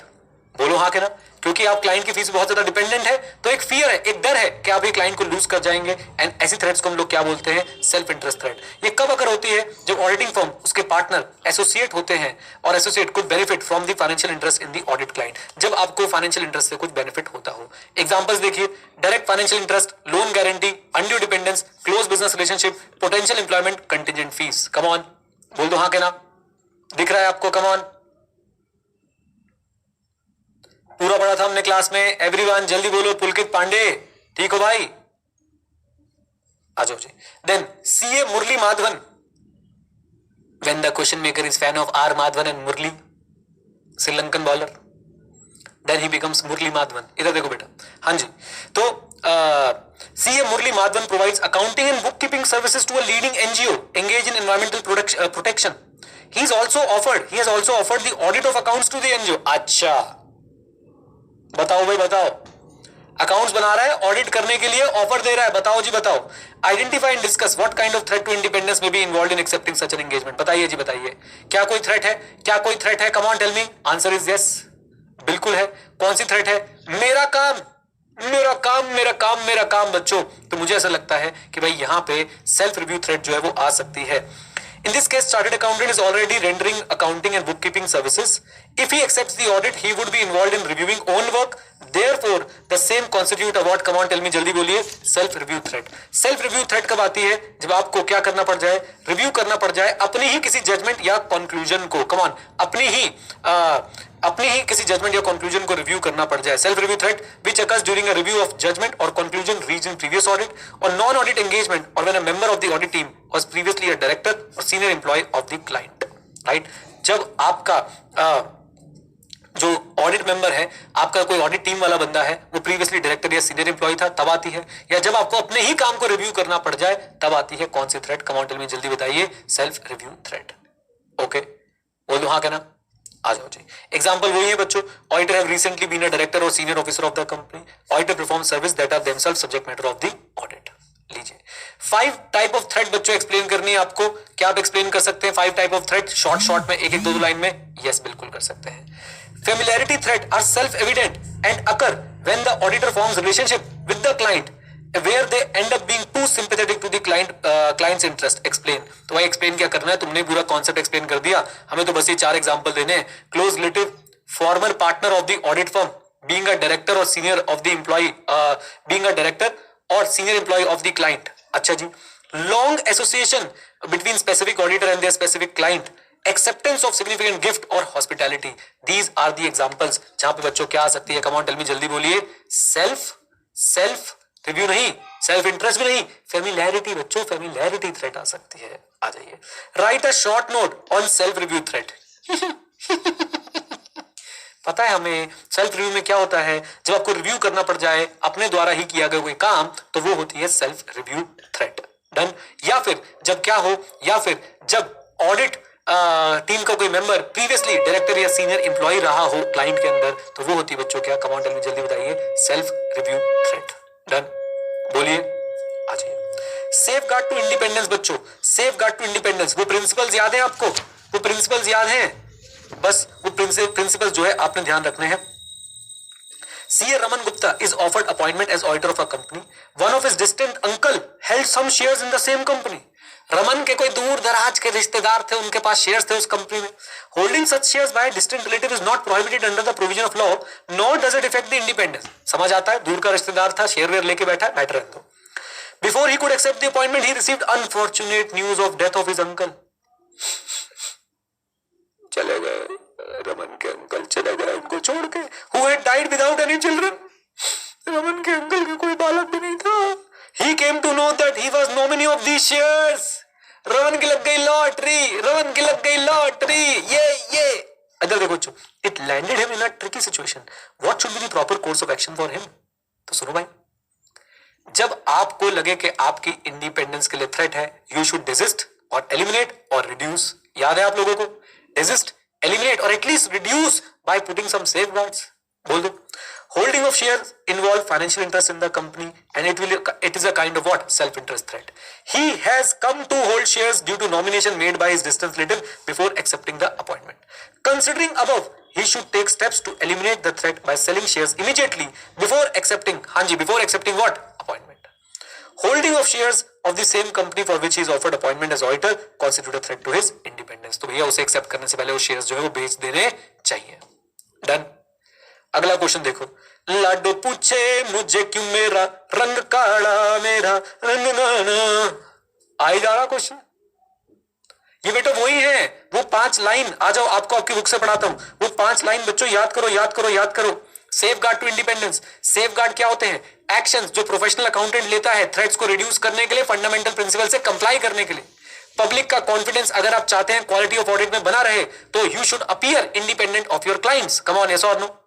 And before taking on any work, auditor को क्या करना चाहिए? हाँ जी, तो यहाँ पे तीसरा पॉइंट बच्चों ध्यान रखें. दूसरा पॉइंट ध्यान रखें, आपको कोई भी वर्क लेने से पहले क्या करना पड़ेगा? कॉन्शियसली आपको जो है वो कंसिडर करना. कोई थ्रेट तो नहीं है? बोलो हाँ के ना, बोलो हाँ के ना. अच्छा, मेरी बात को सुनिए. अगर कोई थ्रेट है, desist from the task, eliminate the threat and put what? Safeguards. Is that clear? बोलो हाँ के ना.